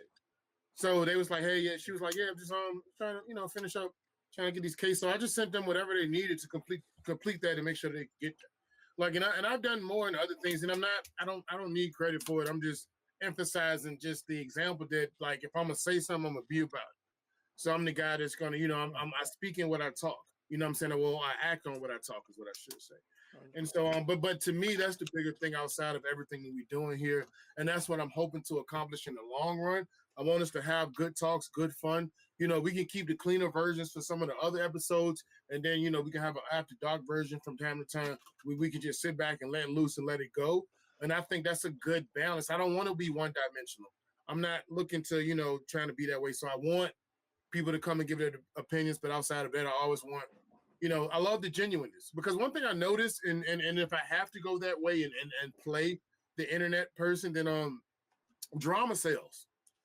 So if I had to break down all the segments pre-hand, I would say that this one will be the most watched one, because it's the raw, gritty, unfiltered, uncensored version that people, even all of my posts when I'm putting them up now, I don't know if any of you have ever uploaded to YouTube, but when you do, it gives you a prompt when you do it, and it's asking, is this good for kids or is this not for kids? Yeah. All of my videos, I say no, because I wonder, I'm cool. Like, we'll develop this. It'll get there. I'm going to push this in their throat to the point that I'm chopping this up and giving you 10 to 15 clips a day in your damn throat. Like, it's going to go crazy. We're going to get there. But I just try to emphasize the point that outside of our love of football, I also do want the secondary goal to be uplifting the community amongst men to be better men in your circle, because in your circle, you're somebody, either son, uncle, brother, spouse, what have you. And I just think that we, not trying to down anyone, but I do think we are the pillars of the community. And if we can get, guys to become the men that we're supposed to be, and, I just think the results are shine. But I ain't gonna get too deep into that, but I just had to emphasize and be transparent about my vision and what I'm doing, and how I feel about everything that we got going on. And like I said, I rocks with you guys. Like Coach Murph said, if y'all need anything, whether it's somebody to talk to or somebody to hear from, don't hesitate to reach out. That's what it's all about. But yeah, that's I just wanted to put that on there. But outside of that, does anybody else have any other closing remarks or anything else you want to touch on before we get out of here and close this up tonight? Tighten up. Fly high. Oh, come on now. Nobody wants to do that. Family first, man. Backstage. Exactly. Put his ass backstage. It is one thing that I always do this man. And he like to end the episode before I can do this. Yeah, no. None of y'all in here represent the team. Fuck that. Don't nobody care about y'all. Goddamn, you're sorry as hell. You ain't never going back to the Super Bowl. There's no team with more momentum right now than the Titans. None. Not one. Oh, yeah, that's because we be on the other one. This one, oh, man, he do. He just, it's because we be talking about something else. We be covering a coach, and then we end in the episode, and fuck Dallas. We're not talking about this. But we have fun, and that's what I'm saying, and that's what I'm trying to bring y'all on. So, and that's why I want to do this, because we're gonna have that version, but I don't want to only be that. I want to also have versions where we can relax and have a little fun with it too. So that's cool. Coach Murphy, you good? You got any closing remarks? Man, real talk, man. I love y'all. I appreciate y'all. For the fans, everybody that's looking, we appreciate y'all being here. Please be safe. If y'all need something from us, we got y'all. Plain and simple. Mm-hmm. Ghost, go, guy. Finish that. Yep, about that time. Yep. You got one more? You good? All right, let's go. Man. I just appreciate you having me. Looking forward to being on more. I don't know if I'll be able to do multiple times a week, but maybe if I pick a day or something, I can show up. And yeah, I got you. We can work it out, definitely. However you can get in, we can fit in. That's, hey, long as you're willing to be a part of it, I'm willing to have you on. And everything, it gets crazy. Trust me, my boys got basketball practice. They got karate and all this other shit. So I'm in the same boat. Yeah, I'm over here doing this. The other one, like, y'all don't understand, I produce music. Like I told you, I draw. I got 3 kids. I got my son and the other. Like, we that's what I'm saying. I get it. That's why I wanted to make the community a part of this, because I get that. Like, I don't think people understand that. So yeah, it's good for us because we get each other. Mr. Fly High, do you have anything to say before we get out? When do you post Like, these? Because I just want to. Obviously, we're probably all going to want to share them to grow I it got out you. even I'm more. gonna send all of y'all the episode. I post them on I don't, YouTube, I don't know but I why he do got them couple gloves. of clips that I'm gonna send to y'all if They y'all want to tried to use. cut you off, bro. Yo, I hear him over there. It's okay, yeah. But Yeah, yeah, okay, bro. Say what you gotta say. Take the gloves off, man. these the same gloves that's gonna burn all your DBs this year, okay? Feel that. This the last thing they're gonna see before we hear touchdown Titans. That's what we're gonna When we come on here for that recap episode, y'all, I'm with it. I'm That's gonna dangerous, bro. die on that That's hill. gonna be dangerous. I'm gonna That is die gonna on be that hill. dangerous. They gonna clip it. I don't care. I'm gonna die on that hill. Oh well. you gonna give me the little box. Yeah, you is down the corner with the babies. You gotta sit at the kids' table. Yeah, fuck that. But that's what's up. That's what's up. All right, I'm gonna take us home. So look, y'all see that this version is a lot more raw, uncut, unfiltered, but it's still straight fandom coming to you the way no one else is bringing it to you. And for that, I appreciate y'all for tapping in and rocking out with us. Thank y'all for watching and being a part of this journey that I'm trying to build something real over here where, we got a place where Titans fans and Titans fans here. On the other one, more people. But here, yeah, no. I like that's my guy over there. But tonight, yeah, fuck him. Anyway, we're building something real over here. So Titans fans, pull up, speak up, and feel at home. I want you to help me get the word out so other Titan family can do the same and have a chance to represent their team the way that you got to do, because everybody is welcome here. So if you enjoyed this, I want you to do me a solid, like, share, subscribe, and follow me on Twitter at Twitter, IG, TikTok at the Two-Tone Bandit.